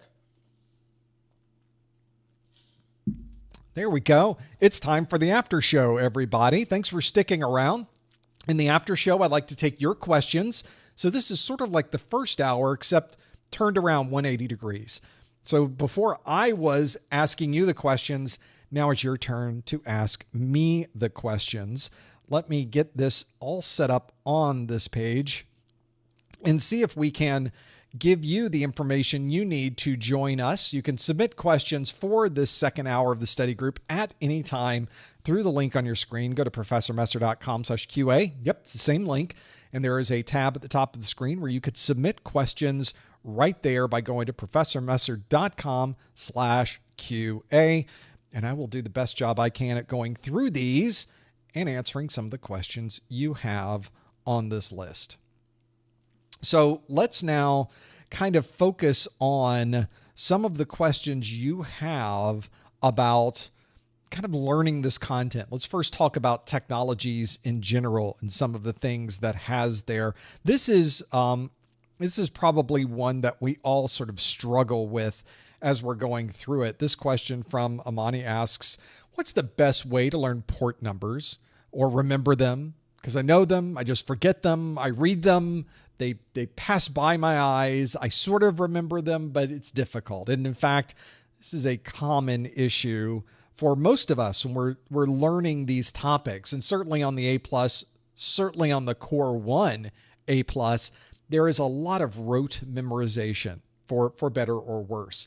Now, the good thing is that the things that you are expected to memorize are things we use in this industry all the time. This is one of the things that I often see people talk about, and in most cases, it's incorrect in how they're describing it, because people will say, the A+ teaches you a lot of stuff you don't need to know, except I can't find any of those things they're talking about. Everything that's on the A+ exam is relatively up to date with the things that we do today on our modern networks. So the idea of memorizing port numbers, for example, is one that, if you've never worked with port numbers before, is a little bit challenging. It is something that is very much rote memorization if you've never used those technologies. And so one of the things I often will tell people is Maybe you do flashcards. Maybe that's the best way, and you use it just as a memorization function. But another thing I like to tell people is this is also a chance for you to use these port numbers, because if you use them, you will be more apt to remember them. In fact, that's pretty much how we use them in the industry, is that we don't sit around and memorize port numbers. We use them so much that they're naturally stuck in our brains. And that's pretty much what you should be going through. So if you've ever set up a web server, you know that you've set it up for the web server to default on port 80 for HTTPS and port 443 or HTTP and port 443 for HTTPS. So you've got these two port numbers that you always set up for a web server. In fact, those are two of the port numbers you need to know for the A+ exam. There are other port numbers in that list, things like DHCP we have to know, things like the network time protocol, understanding SMB. These are protocols we use all the time on our networks. And if you grab a copy of Wireshark and you look at a packet capture, if you look through firewall configuration rules that are in your Windows Defender firewall or third-party firewall, you'll see these port numbers used. And if you build out firewall rules, you will use those port numbers. So there may be some practical tasks you can go through in your own computer that allows you to set up different rules and be able to learn the port numbers more organically rather than having to do a rote memorization of the port numbers. It is a challenge. It is a struggle. It is not easy to remember these. So if you're going through them and thinking there's 20 port numbers here, it just seems like a lot. Well, I say break them up into smaller chunks. Don't try to do all 20 at one time. Simply go through the list, take 5 at a time, and just learn those 5. That's all you need to do this week. Learn those 5 port numbers. And that's it. Don't worry about the others. Just do those 5 until you know them very good. Once you get those 5 down, go to the next 5. And if you think that 20 is too many, well, maybe it is for you. Maybe it is for me. So maybe you just learn 10 of them. And then you can worry about maybe those 10 will be on your exam. It's a numbers game, right? They're not going to ask you for all 20 on your exam. So that part's good. In fact, you may find, because there's so much on this exam, you might get one question about port numbers. You might not get any question about port numbers. Just statistically, you might get 3 or 4 questions about port numbers. You never know exactly how many will be on your exam. But don't spend all of your time on any particular topic. If you find yourself spending an inordinate amount of time on port numbers, I recommend you put that aside and spend that time learning other topics that might actually appear on the exam as well. So that's another thing to think about, is you need to balance it out correctly. If you spend a lot of time on one thing, then you're probably not spending time on other important topics. Make sure you balance this out the proper way. And I think using someone else who can help you study those, or just flashcards, it's a great way to do it. So have a look at those options. That might help you as well. Let's go through other different topics, other questions that you have sent through, and a few that came into this list. This is one that came through from John. John asks, hey, on the test, would we have options to drag and drop on a type of question, or would we have to input the answer ourselves? How does this work?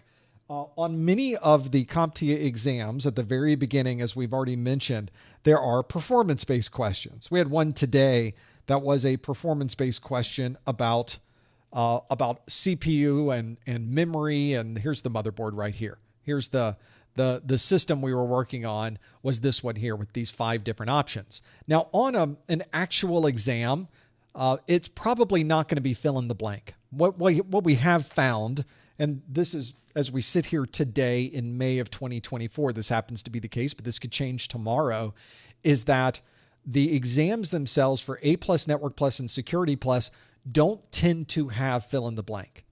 I put one here because it's a little more difficult, and I think these were topics that we probably should have known the name off the top of our head.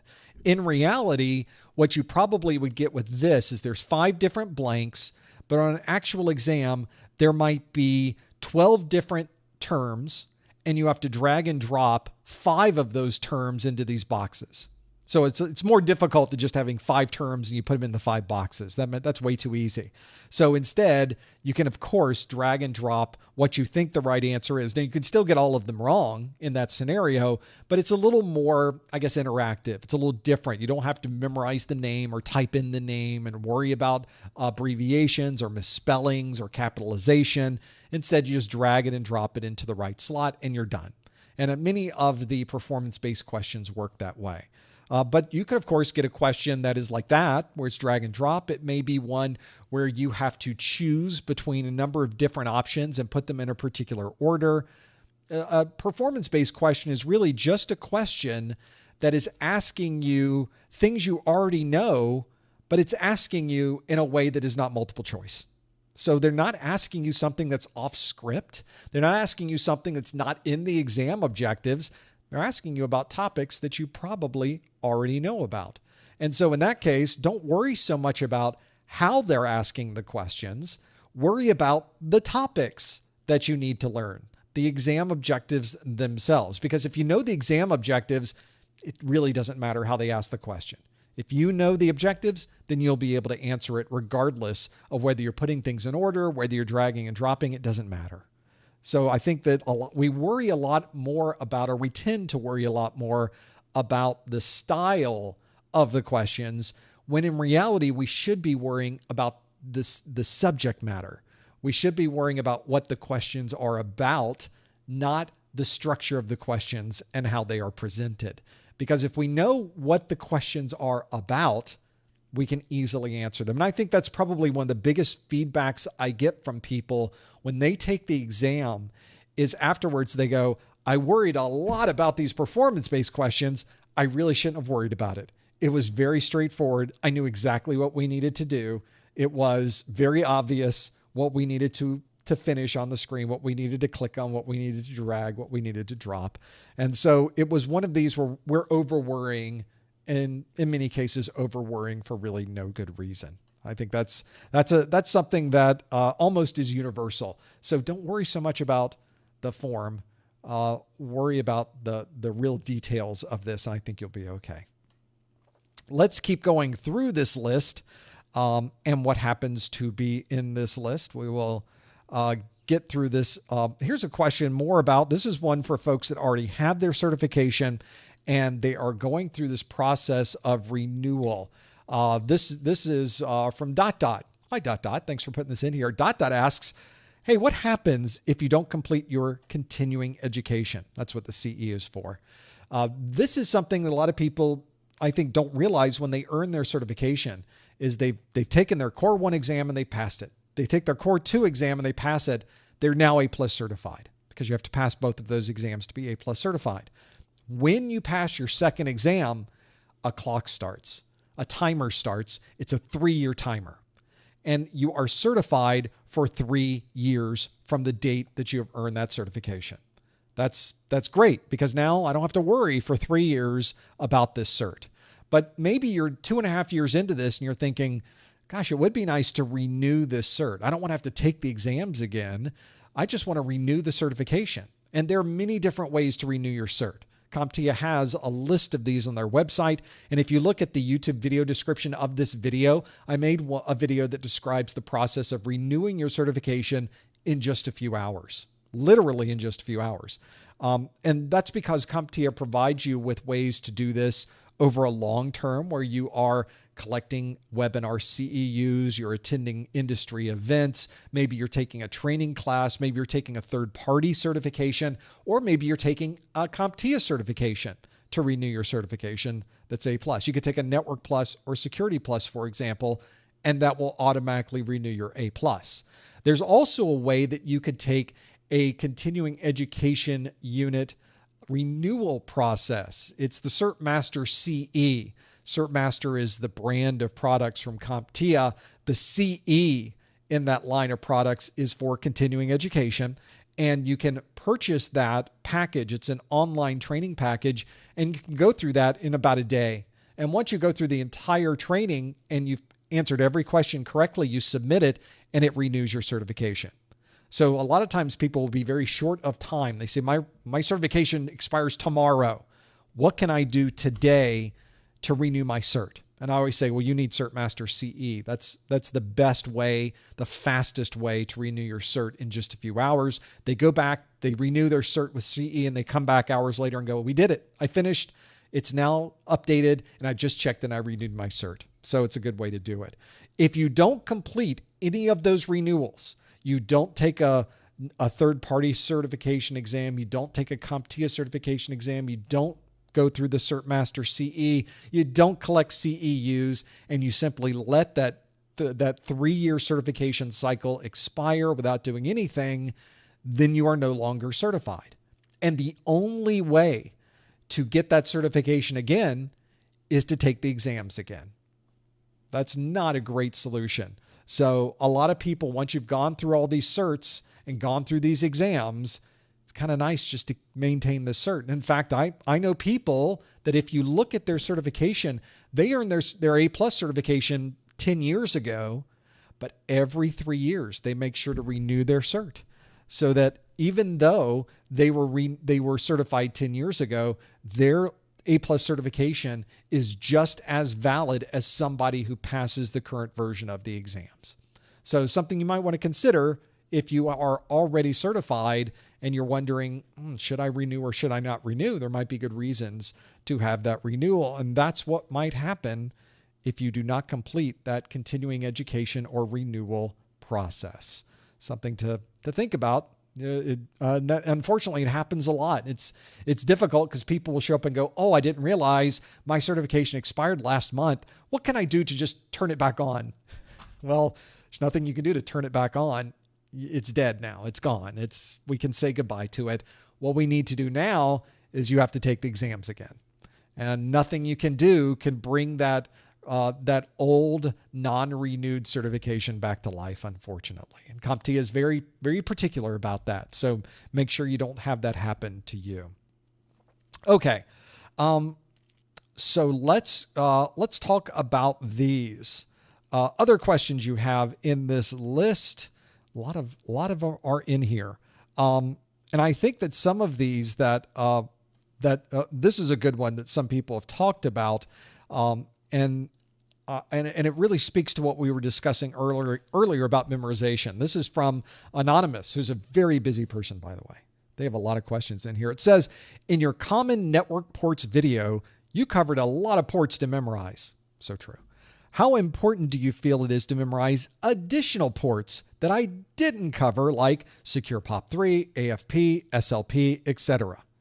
Let's find out. So where do we get this list from to begin with? How do we know that we're studying the right ports? How do we know that we shouldn't go outside the list of ports that I provided? There's got to be something to that, right? Well, there is. And as with many of the answers that I have provided today, the answers that I have here are basically a repeat of what we were discussing. The answer is you go to the exam objectives. This is a copy of the 220-1101 Core 1 exam objectives, and it lists for us a series of port numbers. This is in domain 2.0 networking. Section 2.1 says, compare and contrast transmission control protocol, TCP, and user datagram protocol, UDP ports, protocols, and their purposes. I think all of this is important, but they list out for you every port number you need to know. They're all listed here for you. I've had people show up in my chat room with pages and pages of 100 or 150 port numbers they were memorizing. And I said, why are you memorizing all these port numbers that none of us in the industry even memorize? And they said, well, this was what was given to me to memorize. But in reality, the exam objectives are quite different. They list for you a very specific list here. Ports 20 and 21 for FTP, 22 secure shell, 23 telnet, 25 SMTP, and etc. You got all these port numbers. Let's count them. 1, 2, 3, 4, 5, 6, 7, 8, 9, 10, 11, 12, 13, 14, 15, 16, 17, 18, 19. 19 port numbers. Those are the ones you need to know, is the 19 that are listed there. That's it. You don't need to know more than these. You should know more than fewer of these. You should know at least those 19. Those are the ones you need to know. And really not at least those 19. That's it. It's a very finite list. It's those 19 protocols and port numbers. That's it. So if you're in the process of, I need to memorize a port number, you need to memorize 19 port numbers. And in many cases, some of these are combined. So it's not even 19 protocols because FTP is ports 20 and 21. DHCP is ports 67 and 68. NetBIOS is 137 and 139. SNMP is 161 and 162. So there's about 5 of these that are sort of combined together to be able to have those here. So that's it. Now, if you see questions on a practice exam or a list of port numbers somewhere else, and it's not this list or it's not contained in this list, it's not important for your exam. Now, will you run into other port numbers during your professional career that's not in this list of 19? Of course. But that's something you'll have to deal with at that time. You will always run into different port numbers during your career. This just happens to be the 19 most popular port numbers. You can think of it that way to have these here. So that's why I tell people stick to this list. And that's because the exam never, I don't ever say never. In this case, I'm saying never. The exam never goes outside the scope of these things to ask you a question that somehow it doesn't appear in your exam objectives. And when they do, in those very rare cases that they do, they're usually for questions that actually don't have any points associated with them. They're just trying different things on the exam. They stay so close to these objectives that I tell people, and I've already told you today, if you know everything listed in these exam objectives, you know every bullet of every domain in these objectives, you're going to pass this exam with no problem. That's how close they stay to these. Now, when you bring this up to people that have written bad practice questions and you say, why did you ask me about port 8888? Why did you ask me about port 8080? You know, some other port number that was on the list. They always tend to point to a paragraph that's right at the beginning of this. And at the beginning of this, it says, please note, the list of examples provided in bulleted format are not exhaustive lists. Has Professor Messer lied to you? Other examples of technologies, processes, or tasks pertaining to each of these objectives may also be included on the exam, although not listed or covered in this objectives document. Well, that seems like a pretty obvious thing to take what has already been said today and turn it on its head and say, nope, Professor Messer's lying to us now because he said all we have to know is in this list. And here's a paragraph that says, oh, we could ask you something else. This is the lawyers working overtime, I think, over at CompTIA. And it says, these are not exhaustive lists. Other examples or tasks may also be included on the exam. But as it turns out, in practical use, they never do. So although they leave the door open for them to ask you anything that they would like to, what this really is them saying, if we make a typo and we accidentally leave something out of our list, we can still ask it on the exam. But the reality is they never leave anything out. They always ask you exactly what's going to be on the exam. And although they are giving themselves an out, they're giving themselves a disclaimer here that would get them out of any type of argument about their exam. The reality is they never go outside the scope of these. Traditionally, they have never gone outside the scope of these questions, to the point that I will again tell you, if you know every bullet of every technology in this list, you will easily pass your exam. That's how close they stay to this list. Yeah, almost 100%. I would say 99.9999%, if not 100, on your exam will be questions from this list. Because I've taken these exams, you've taken these exams, other people have taken these exams. And although we can't talk about specifics on the exam because we sign a non-disclosure agreement, it's called a candidate agreement when you start the exam. And that candidate agreement says you can't talk about this exam. Actually, it says you can't talk about this exam at all. You can't say anything about the exam. It's very, very tight. It says you can't even say that. I guess you could say you took the exam, but that's it. That's all you can say. But in casual conversation with others and in things where people have talked to me about this and they've disclosed, no, they didn't really go outside the scope of this. They stayed on this list exactly to what you needed to know. And that's why I tell people all the time, this is like a magic list.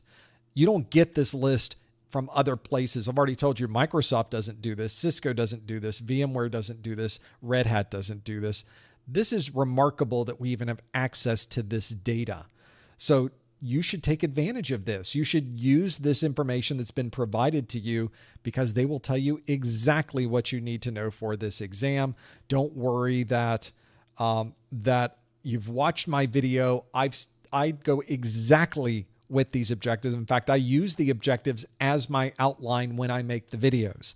As I'm creating the videos, I'm checking them off myself in the list.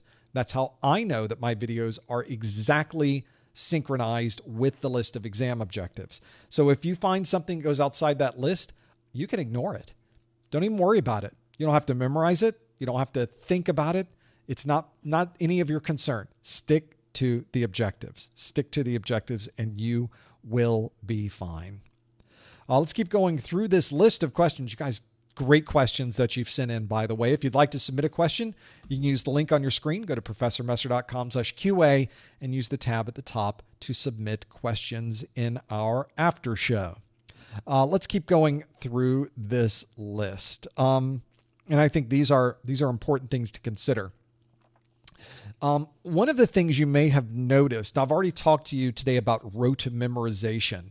And it's something that is an important thing to delineate against the set of acronyms. Let me tell you what I mean by this. This is from Clow, who asks, what I see most confusing is to translate real-world experience to all of these specific terms required to know for the test. What is your recommendation for this? Case, figure out the answer without knowing the term on paper. How do you do that? What is the one you would like to go through? What is the process for this?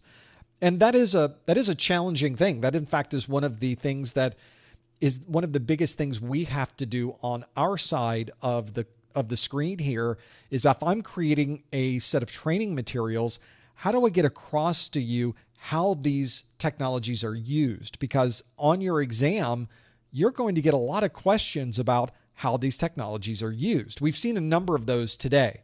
For example, I stepped you through a question that had to do about virtualization, using a lot of VM stuff on your screen.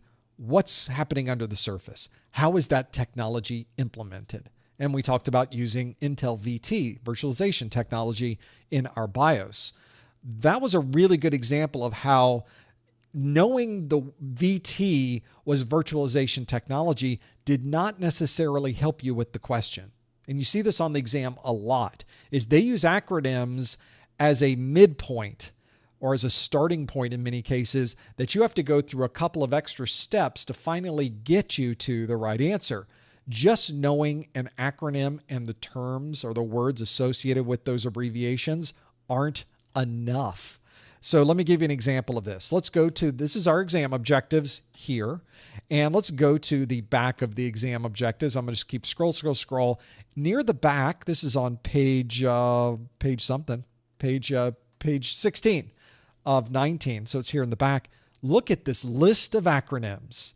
It is tremendous. The following is a list of acronyms that appear on the CompTIA A+ Core 1 exam. Candidates are encouraged to review the complete list and attain a working knowledge of all listed acronyms as part of a comprehensive exam preparation program and nutritious breakfast. We have on this list a lot. But here's how I think you should use this and why I think you should be very cautious about this list. Let's go into the first set here. So the first acronym is AAA, or as we say in the industry, AAA. This AAA is referring to an authentication, authorization, and accounting server. That's AAA. Now, if you know that AAA stands for authentication, authorization, and accounting, that's my flashcard, by the way. So one side of the flashcard is AAA. The other side of the flashcard is authentication, authorization, and accounting. What does that even tell us? We don't even know, what do you even mean by that? What is that? Simply knowing that AAA stands for authentication, authorization, and accounting, or even if you knew it was a AAA server, that doesn't necessarily help you understand how this technology is used. How would you implement that technology in a network? Now, if you look at my videos, I don't teach you acronyms. In fact, you'll never get a question on your exam that says, what is the terms associated with AAA? You'll never get a question like that. And they list out, authorization, accounting, and aardvark. Authorization, accounting, and another one. Authorization. They don't ever go through that list. It's not like they're going to ask you or quiz you on what the letters stand for. And in fact, in many cases, that doesn't help you on the exam either. You have to know, of course, what these do.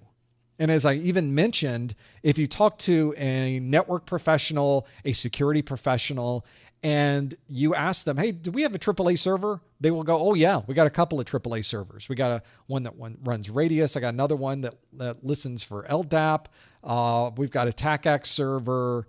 You might have more than one. And so, oh really? So we have a lot of AAA servers. Hey, what does AAA stand for? Oh, hold on. Let me think about AAA. What is AAA? Authentication. We don't even remember. We use these technologies so much that we don't remember that AAA stands for authentication, authorization, and accounting, unless we really think about it. Like, give me a second. We have to then access the Synapse or wherever that's stored. Oh, that's right. It is this. And then we can explain what that is.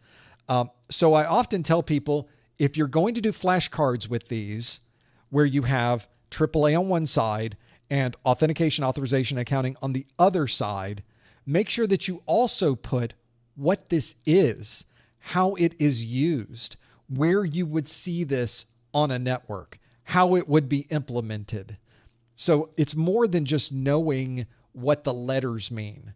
It's more of knowing how this has a working knowledge of these technologies. And CompTIA gives you that feedback. Now, there's a lot of acronyms here. Most of these acronyms you will learn organically as you go through the study materials. And you'll notice whenever I do presentations, if you get my practice exams book, if you look at the videos themselves or in my course notes, whenever there's an acronym and you're on a page, in fact, did we have one on this one? I have to look at my list here. I think we even went through this just to finish up this thought. When we looked at the details of this, if you were to look at my practice exams book, where I had a question in here about a CPU and task manager and a BIOS, and by the way, whenever I have an abbreviation, you'll notice in the answer page, the first time we use that abbreviation, I always spell it out. Now, we never refer to the CPU as a central processing unit. Hey, have you checked the central processing unit for performance statistics? We always say, have you checked the CPU? What's the temperature of the CPU? What model CPU is in the system? We never ever say, what model of central processing unit is inside of your computer? We always say CPU. But for the purposes of learning these, I always try to give you that feedback so that when there is the first time we use an abbreviation like BIOS, it lists out basic input-output system. Not because I'm expecting you now to memorize that, but I think if we use that and you see it, and then we're describing how it is used, it fits into that better scenario of exactly what CompTIA is asking us about in their list of acronyms. They're telling us you need to have a working knowledge, so I want you to also have that working knowledge. So always, always, always, if you are going through this list of acronyms and you're trying to memorize these, please do more than a simple letters and their fully listed words that are on this page. Always provide additional to this list. It's going to be super important as you get into the details of this. And that's really, I think, going to help you learn better. If you're learning more than just the letters and the words, and instead you're learning what this technology is, it all starts to fit together a lot easier because it seems very disjointed at the beginning. And then you start seeing things linked together. You got a network, then there's this DNS configuration, then there's this NS lookup program, then you're looking at an ARP, there's all these different things that all link together in your studies, and you'll start to see them. Suddenly you're noticing relationships between these different technologies, and that's where those come from. So you have to be able to build those links. Don't just have a single static page of AAA is this.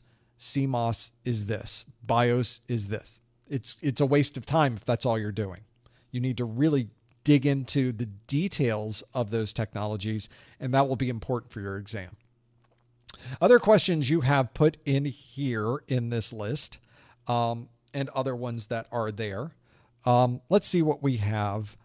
Let's go. Here's a couple of good ones that are here. This is from Adam. Adam asks, "Hi, Professor. I passed my Core 1 recently." Congratulations to Adam. Adam continues, "Your videos helped me tremendously. I would like to get some advice from you about future job prospects. If my main priority work-wise is to be able to perform my work at home, what field would you recommend I study into after I get my A+ certification? I've been doing handyman work for years, have no more desire to driving to various houses/sites throughout my workday." Yes, I understand that completely. And in fact, many people would like to have some type of stay-at-home kind of job. It's sort of the best of both worlds. You can stay at home. You don't have to get on the roads. You can do your entire job from your desk, in your studio, in your office, in your basement, at your kitchen table, or wherever your office happens to be. And as long as you can get your job done, it really doesn't matter where you are. Now, we have seen this in the industry for years. Obviously, a few years ago, everybody's job was remote. We weren't allowed to go into the office. They told us, do not leave your house. And suddenly we took jobs where we were somewhere else all the time, and those jobs changed very much to being only at home. Well, now we're starting to see the pendulum swing the other direction, where we're seeing almost all of these jobs are now back in the office. We're now back into a larger group. And in many cases, that's important. If that's where everyone is, and all of those people are in a building and they need IT support, then we also need an IT support person in the building as well. That sort of makes sense. We can follow along with that one, I think. But there are still jobs out there that before the pandemic were remote jobs, and there are jobs now after the pandemic that are still remote jobs. There are people that do this, but they tend to be positions where people have worked themselves into a very specific support role. I'll give you an example of some of these, because in my previous positions, I worked a job where my entire job was travel. I would wake up on a Monday, I would go to the airport, I would fly from city to city to city to city, and on Friday I would fly home. And that was every week. That's what I was doing. I was either going to a corporate office in California, or I was going to see customers somewhere on the East Coast. Sometimes I had positions where I was flying to another country and being able to speak and meet customers in other countries as well. So there's all kinds of jobs out there for IT. You just need to find the one that works for you. So just as there was that job where I was 100% travel, I worked with people who are 100% at home. And they would never go into the office. In fact, all of the people they worked with were sort of scattered throughout the country in different places. But these were often folks who had worked up to a support level where they had a very specific niche knowledge, a very well-honed and well-established knowledge in a series of technologies. And it was a series of technologies that was, in that particular company's terms, extremely critical. A good example of this is I worked with a lot of people who worked for companies that did service. They were service providers, wide area network, local area network, high-speed internet. They provided wide area network and long-haul connectivity. So you can think of the AT&Ts of the world, the T-Mobiles, the Verizons, the big communications companies. Well, those companies had connections, and those networks are not in a building. They're in buildings that are scattered throughout the country and indeed throughout the world. And their networks are so big that you could not sit in a building and somehow have access to every network. It's physically impossible. Laws of physics apply there. You can't do it. And so what they were able to do was become very knowledgeable in infrastructure. They understood the routing technologies, the switching technologies, the high-speed optical technologies, the routing protocols, the connectivity that was used to connect to customers, the proprietary technologies they used internally to track these systems. They had a very, very niche and very complex set of knowledge that would be extremely difficult to duplicate anywhere else. And when you get to that point, you get to make some decisions about how you want to live. And when you have that level of knowledge that no one else has, you have a little more flexibility. And you get to ask, well, I'd love to do this job for you. This is a job that's going to be connecting to systems that are located anywhere in the world. I can only connect to these from a central point. And just as long as I have a network, I can do the job. So therefore, let's do that job from home. And in fact, those technicians were very much work from home folks. It would be unusual to find them in a building. In fact, most of the time they're working on problems that are so critical, you don't want to have them waste their time driving around from their home to an office where what they're working on isn't even at that office. I need them on the phone right now fixing this problem. That's how important they were. So in those cases, that's a very good example of how a niche set of knowledge gives you flexibility. It gives you options. It's like money. Money gives you options. So if money gives you options, your knowledge also gives you options because now you're more valuable. It's a similar scenario. So I would absolutely say that if you're someone who wants to work into those roles, you need to first gain a good foundation of technology knowledge. You need to understand operating systems, networks, security, virtualization, cloud, and have at least some very strong foundations in practically all of those areas. Become as much of an expert as you can in Windows. Become as much of an expert as you can in Linux. Become as much of an expert as you can in Mac OS, in mobile technologies, in networking and protocols, in routing, in switching, in routing protocols, finally in the security side. If you can gain a good foundation there, what you will start to find is you will start having niches of knowledge that you begin to accumulate in those different areas. Let's take, for example, you become very knowledgeable in Linux. Like you jump into Linux, you're thinking, well, I'm going to learn Linux and Windows and Mac OS. And you get into it, like you learn a lot of Mac OS, you learn a lot about Windows, but maybe there's something about Linux that you really click with. And you think, this is great. I really let's do some more with Linux. Let me build my own Linux system at home. Let me connect up my Linux system to a separate piece of hardware. Let me control that hardware with this Linux system. Let me build my own web server. Let me hook up Linux so that it's monitoring the systems that are in my home. Let me get Linux and set it up so that it's doing video monitoring. Let me do streaming through Linux.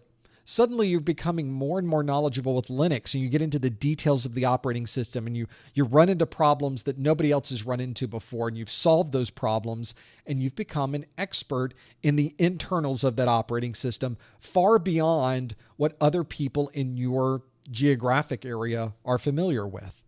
Once you do that, you now have a set of knowledge that no one else has that gives you options. And so now maybe you start looking around at jobs that are available out there for remote service technicians or someone who can sit remotely and troubleshoot Linux. Maybe it's a large financial company that has tons of Linux. Maybe it is a large company in the Valley that produces other products, but they have a huge Linux infrastructure they need supported, and they don't have enough people to be able to do it out in California. Maybe you're now their new remote technician. That is a very common way of working this technology and building your knowledge in this technology in a way that will position you for the job that you want. Now, not everybody wants or even needs a position that is a remote at-home position. I mentioned, for example, the job that I had where I traveled all the time. I loved that job. That was a fantastic job. Were there downsides when you're traveling all the time? Well, yes, but there's downsides to every job that you would run into, but the job paid very well. It was, from a technology perspective, a fascinating position. Travel is kind of fun, quite honestly, when you start getting into it and going different places and meeting different people. There is a freedom of that part of the position that's a lot of fun, and it was different every day. And who doesn't want that in the job that they do? So for me, traveling every day was kind of fun, and finding different things to learn while you were on the road, seeing these different networks. I have been in hundreds and hundreds and hundreds of some of the largest networks in the world, seeing how their people work, talking to the technologists in those organizations, looking at their data centers. Data center tours are always fun, and really seeing things that I would never be able to see if I was sitting at home all the time, 24/7, which is what we do now. Now we have the studio, and in the studio, this is where I sit most of the time. I'm not on a plane. I'm not going other places. I'm not going to see data centers anymore, at least not directly, more virtually, I guess. But it's a very good example of how you have to find that niche and build your way into the niche to give yourself those options. There are not a lot of jobs out there that are fully remote for people that are generalists, because we can get generalists anywhere. And in some cases, in many cases, we need those generalists in this room or in this building where we need the general questions answered. You're a generalist, this is where the generalist answers need to be. So if you're someone who is going to work through and work towards a position, like Adam has said, I want a position where I'm not driving around all day and going all these different places. I get it. So if that's what you want to do, it's more than just getting your A+. It's more than just getting any certification. It's more than just learning about Windows. It's about finding that niche. Now, I know I've sort of talked a lot about this answer, but let me give you one more tip. Because a lot of people want this type of job. A lot of people want to work remotely, and I get it. There's some great advantages to having that remote type job. Go look to see what jobs are available now. Go to your favorite job posting website. Go to LinkedIn Jobs, go to dice.com, go to any of your favorite, depending on where you are in the world, your favorite country. There's different job posting sites wherever you go. Find your favorite one. Go look for some of these jobs for fully remote. Maybe that's what the search term is, or something close to it. So find those jobs that are out there. Go see what they're for. Go see what they're asking for. Go see what types of jobs a fully remote position is asking for today, and see if it's something that might interest you. Maybe you see these jobs and maybe you accumulate 10 or 20 of them, and you can evaluate all 20 of these remote jobs. Well, some are for Linux, some are for routing, some are for switching. A lot of them want this credential. A lot of them want this type of experience.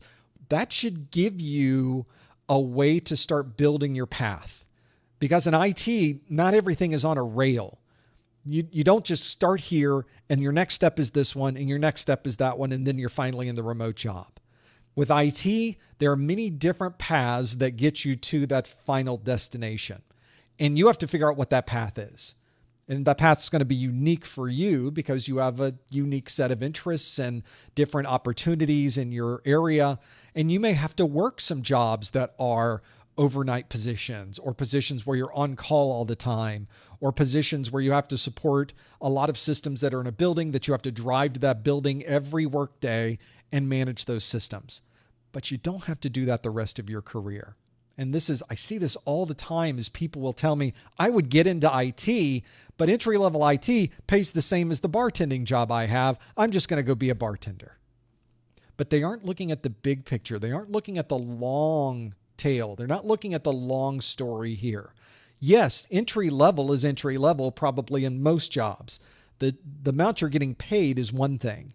It's your upward mobility that is very, very different in the world of IT. Find me any other type of job where you can start at this lowest level and move up and up and up and up at a very quick pace and make a lot more money, have a lot more flexibility, work with a lot of other very complex systems that you're now very, very secure and very clear on how to use. Imagine doing that with any other type of vertical market. You can't do that in medicine. You can't do that in transportation. You can't do that in manufacturing. Those types of jobs don't exist in those worlds. But with IT, you could start at the bottom. And I did. I started as a field service tech in my car every day in South Florida, driving around Dade, Broward County, sometimes Palm Beach, hours in my car every day, trying to find a customer's location, taking them, delivering, fixing, replacing, warranty repair, or whatever it was. It was tiring. It was difficult. There was always traffic. There was always things you had to do to get around. It was taking hours to get from one place to the other just because of the way the streets are and the roads are in that particular part of the world. But I knew that wasn't going to last forever. And it never does. I mean, you need a way to think on a longer term. And indeed, that lasted about 9 months. That was probably about 3 months too long now that I think about it. But it lasted about 9 months. And from there, I met so many people in that job. I met people at every one of these companies I would stop in and see. So I would meet people at an insurance company, at the county offices, at the state offices. I would meet a manufacturing company. I'd go to a medical organization. There would be a hospital. I met people all over in many different areas. And the first job I got after that was a corporate position at an insurance company, because I would walk in there and it was air conditioned and it was a lot of marble on the walls. It was financial. They had some money. So they paid pretty well. They had a big help desk. It was in this case, it was in a single building and you didn't have to drive around all day. It's interesting how we make these decisions. Whereas Adam would not like to be in that building all day. I would love to have been in one building all day. It really depends on where you come from. And I took that job and I stayed there 5 years because it was a lot of different technology, a lot of growth, a lot of interesting technologies that we were working with. It was in a single building or multiple buildings. Sometimes we'd have to fly to different locations around the country.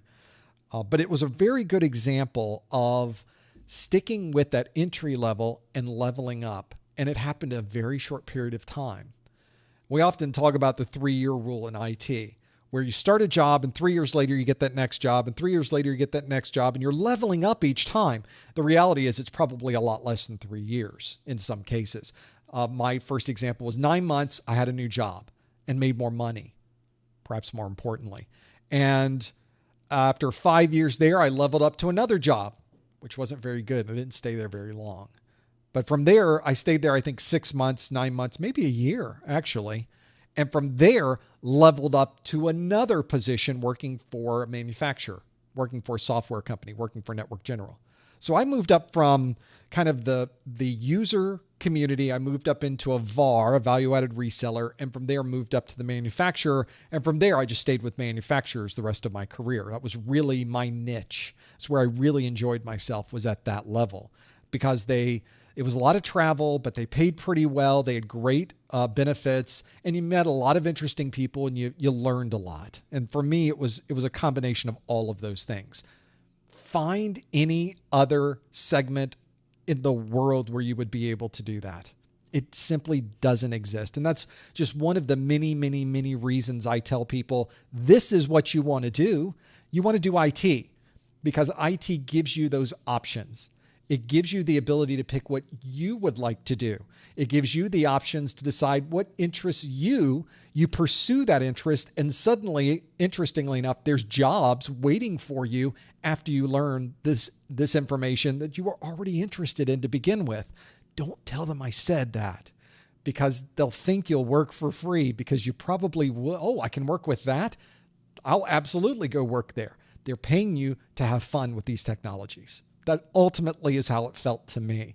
They're paying me to hop on a plane and go visit people and talk to them about cool technologies and plug these things in and play around with them for the day. Okay, I'll do that. That sounds great. That was astounding to me that they would pay me to do that, and yet they did. I was very happy about that. It's just one of those really great parts of technology that I can't find a way to duplicate in any other segment of life or the world. That is the fun of IT. So if any of you are interested in IT, you're kind of getting into it, you're learning the A+, and you're wondering, why am I doing all of this? I could have just been a bartender. Stick with this, and you will be amazed at how quickly you not only move up to different, more interesting jobs, each of those moves also comes with additional pay, additional monies, additional benefits, so that not only you, but your entire family can now benefit from this knowledge that you spent so much time accumulating. It is really something unique. And if you haven't experienced it, it's difficult to understand. The description I have of it is only a small, little tiny percentage of what's really going on there. It is a remarkable world to be able to work in. I think it's incredibly valuable.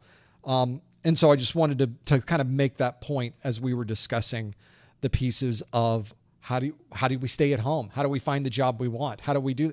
You will find it. You just have to figure out where are those jobs now, and then how can I work myself into those jobs? It's amazing what you can do in IT along those lines. Other questions. Let's keep along those same lines. Let's have a look at this. Since we were just talking about entry level and is this really worth it? This is, here it is. Get the right camera angle there. There we go. From Josh, who says, finally in an entry level IT jobs, it's still worth pursuing the A+. You know, this goes back to that question or the statement I had earlier where I said, look at the job offerings in your area. What are they asking for? Are they asking for A+? Then go get your A+. Are they asking for a Network Plus? Maybe you should go get the Network Plus. Are they asking for Security Plus or some other cert? Maybe that's the one we should go look for. Not every organization looks for the same credentials or cares about the same credentials. You need to go into this world of what they want and decipher based on multiple job postings in your area, what would they like to see? Now, sometimes they don't put these on the resume or on the job posting, rather. It's on your resume. And you show up and they say, well, we didn't ask about A+, but we see on your resume you have an A+ that you got last year. Why'd you get that? What were you doing that caused you to do that? And it should start a conversation during the interview talking about A+ certification, the other certifications you're working towards. So sometimes having that credential on your CV, on your resume, allows you to open up more doors, even when the employer themselves isn't specifically asking for it. But I think one of the great ways to determine if a certification is useful to you is to look at many different job postings that are out there and see if people are asking about it. And I think that's the one thing that I think people miss, is that sometimes it's not about the knowledge that you gain or learn by earning the certification. Sometimes it's about what other people perceive that certification to be and what you do with the cert once you have it. So this is the question a lot of people ask. Is it worthwhile getting an A+? Is it worthwhile getting a Network Plus? Is it worthwhile getting a Security Plus or the Cisco CCNA or the Red Hat certifications or the Amazon cloud-based certs or a Microsoft Azure cert? Are those worth it? Well, I don't know. What are you going to do with it? Because that's really the important part. What does this provide you? Does it give you something you can show a prospective employer? Does it help you with your overall understanding of those particular technologies? I have, for example, taken certification exams because I was interested in those technologies. So you might be interested in cloud technologies, but you know nothing about the cloud. Well, that's pretty much where we all start with the cloud. So how can I learn more about the cloud? Let's go get a cloud cert. So your process of getting that certification may have been to help you along the world of getting a new job or getting a better job, but it also was you trying to learn more about those technologies. Because as we all know, they cram the most important things you need to know into that set of exam objectives. And if you are someone who is trying to learn more about the cloud, learn more about Linux, learn more about Windows, learn more about Mac OS, there are certifications out there that can help you learn that. So is it worth pursuing the A+? Maybe it is, or maybe it isn't. You have to look and see what this provides you personally and what it provides you from the perspective of others. And that's really, sometimes you have to be able to make that decision. Sometimes it's not cut and dry. You kind of have to guess or look at job postings out there and extrapolate from that how important a particular certification might be. Even if it's not even spelled out in the job posting, could be important. Other questions. Let's keep going through this list. And let's, since we're on this topic of sort of jobs and certifications and credentials, let's take this one from Carl. Carl says, hello, Professor Messer. Hope you're doing great. I have a simple question to you, Carl. Is it best to get a degree in cybersecurity first or complete the certifications? This is a common question. Let's break this out a little bit because it's describing or trying to compare two very different things that I think we, in many cases, conflate together, perhaps inappropriately.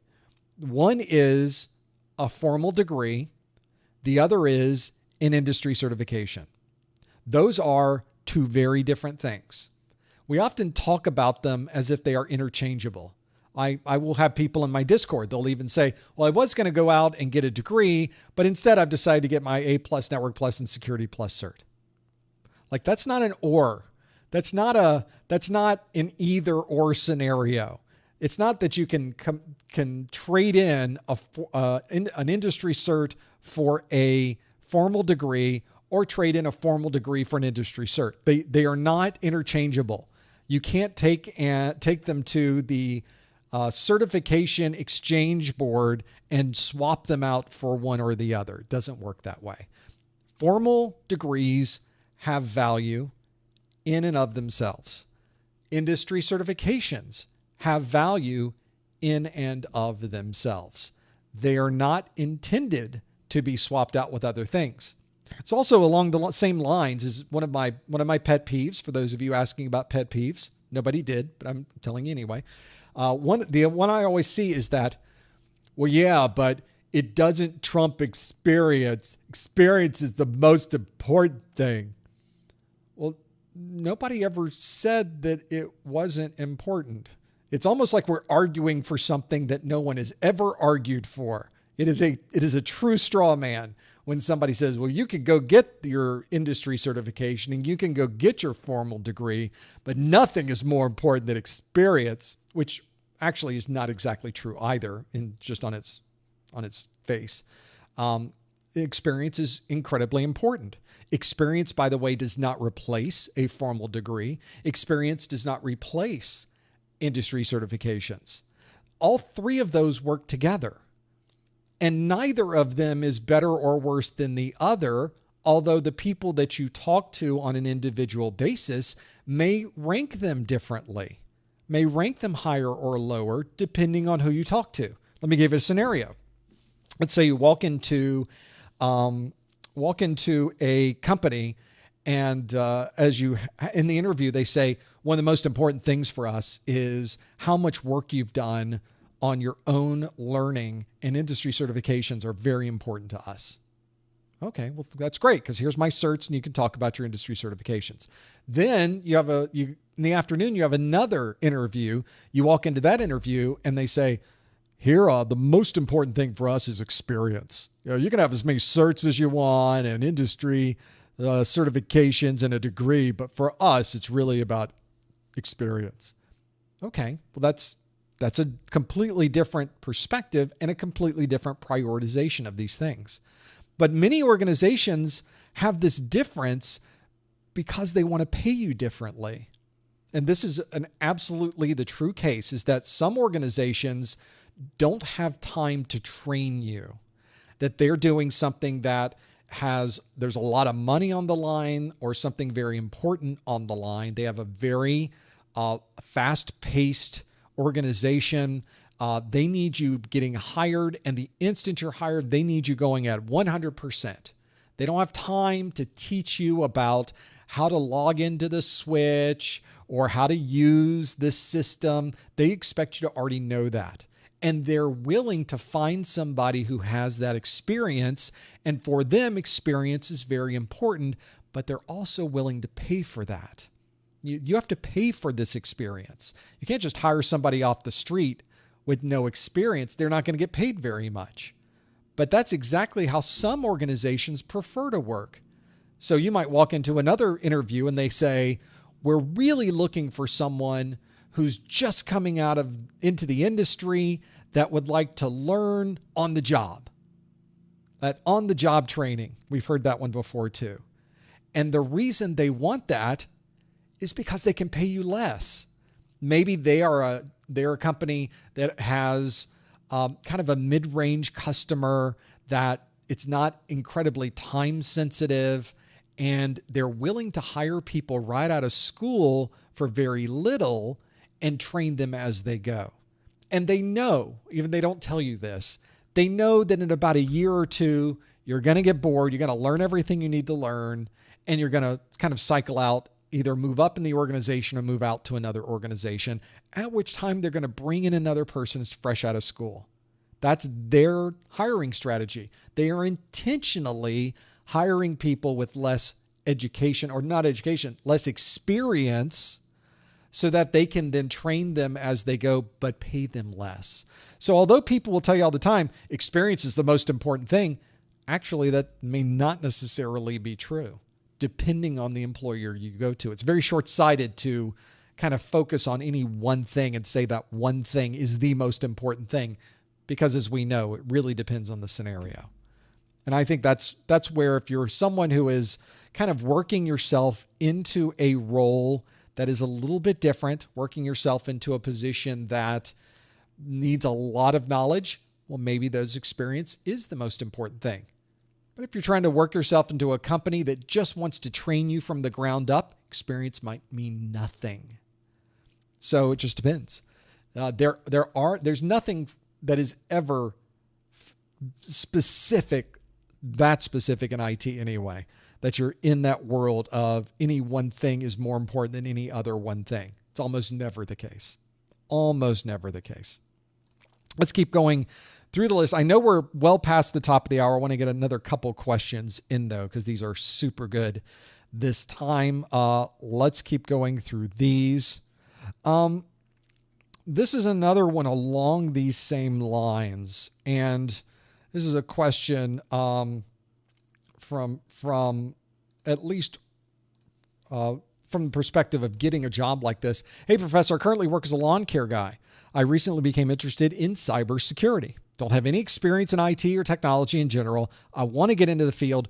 Where do you recommend I start? This has to be probably the number one question in cybersecurity, which is a term that literally doesn't have a meaning. It's really a challenge, but you see it everywhere. It's used constantly, and it means nothing. I guess it's not that it means nothing, it means everything. It has a million meanings.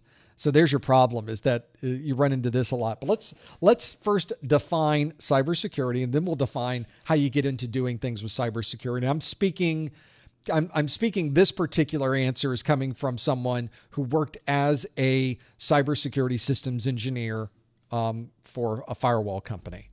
And I got into that line of work not because I trained to be a security professional. It's because everything I did led me to that place. So here's the way it worked for me. And again, works a little bit differently depending on where you are and what you're doing. Let's talk about the path that I took to get into cybersecurity, working for what is now one of the biggest technology companies in security today. So mine was more of a path that brought me to IT security. From the world of IT security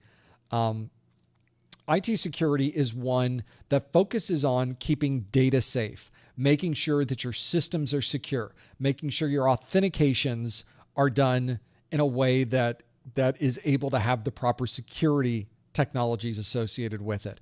Your firewalls are in place, VPN technologies, wide area network connectivity, making sure that the local network is secure. All of those are sort of combined within the world of IT security. I think broadly we call it cybersecurity, but of course, cybersecurity as a word, or as we're using this word in our technology conversations today, is more of security in general, security of data in general. But for the purposes of our conversation here, let's talk about IT security, because that's really what we're referring to. We're not writing applications. We're not trying to find vulnerabilities within the way a code is written. We're not evaluating people's code. We're not hunting through code for problems. We're not doing anything with code. That's over on the computer science side. That's over on the non-IT side. Let's focus only on IT, which is we've been given these applications, this data, and these people. How do we keep all of this safe? That's really what IT security is. And we can broadly refer to that as cybersecurity. But in that term, it really has no definition. The challenge with that world of IT security is to be able to have a knowledge on how to secure operating systems, applications, people, systems. To be able to do that, you have to understand operating systems. You have to understand the network. You have to understand all of the things we layer on top of the applications in the network, like firewalls, intrusion prevention, antivirus, anti-malware, the EDR, the XDR, all of those things that are put on top of that to provide the security piece. So it's not easy. And in fact, if you go and look at the job offerings out there, it's actually kind of rare to find an entry-level security position because there aren't very many of them. The only place you can really find a lot, and places where you get very, very focused IT security positions, are things like security operations centers, SOCs, SOC. And in fact, in your geography, you might find a security operations center. And if you do, that's a great place to put in your resume. But what you're effectively, you're a sort of a help desk person, but you're working from a role dealing primarily with security. That's really what that is. There's not much difference there than an entry-level position with any other company at any other help desk. So I think if you're somebody who is wanting to get into IT security, I think instead of trying to find a fast track, because there really isn't one, you can't go to a boot camp and be ready for a cybersecurity role. You can't take a course in college and be cybersecurity ready. And I would argue you probably can't get a degree in cybersecurity and be ready to go to work as an IT security professional. It's very, very difficult to find a good match there. You first need to build the foundation. And we go back to one of the first things that I said in this after show, which is spend your time learning everything you can about Windows, about Active Directory, about PowerShell. Learn everything you can about Linux, running different Linux services, getting Linux to work at an operating system and server level. Learn everything you can about Mac OS, securing Mac OS, making sure the operating system is able to integrate with all of these Linux and Windows systems. Once you have that down, you can then move to the networking side of things and understand how these applications work across the network. How do routers communicate to each other? How does this traffic react when it goes through a firewall, when you perform network address translation, when you encapsulate it within a VPN tunnel? Those are important things to know. How are you supposed to secure it if you have no idea how any of that works? And then once you finally have all of that done, you can start looking at, how does a firewall work? How does this particular type of firewall manage its rules? How do you perform network address translation? How does it build VPN tunnels? How can I use it as an authentication tool? How can it look for malware and spyware? Those are all things that you build over not just a series of months, but a series of years, gaining that knowledge and becoming very, very familiar with all of those different technologies. You're effectively becoming an expert in any one of them and being able to use that. At that point, after you've done all of this work and worked yourself up from the very bottoms of the help desk into the server team, into the workstation team, working with the network team, doing all of this work over a number of years, now you can start looking at the security side of things, because now you're perfect for taking all of that knowledge and leveraging it into the world of security, of cybersecurity, even, if you will. And that is where the difference, the kind of that tipping point is. That if somebody wants to get into the world of security, I give them that very sad story in their mind, because if you look at the internet, You go to a boot camp and you're ready for security. You go take a class at the local community college and you're ready for security. You take this online Hack Me program and you're ready for security. None of that is true. It is a series of steps that you use to focus on individual technologies, becoming an expert in some aspect of those as you go along, where you're effectively building this very solid foundation of knowledge that you then use to stand on top of and say, I'm ready to secure all of this. That's where you would have the best impact and the best chance for getting a job in the world of IT security.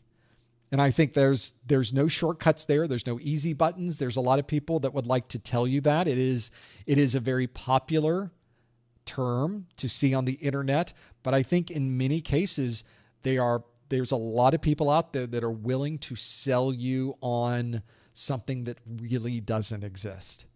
And I think there are niche places. I do get emails after telling stories like this. I do get emails where people say, yes, but in my case, I found this job that was this off-the-shelf thing and I was able to get it, and it was an unusual situation. And I got that position. It was entry-level security. That's true. There are some out there like that.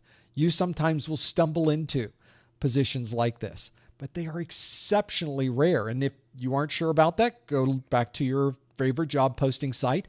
Look for entry-level security, entry-level IT security, entry-level cyber security.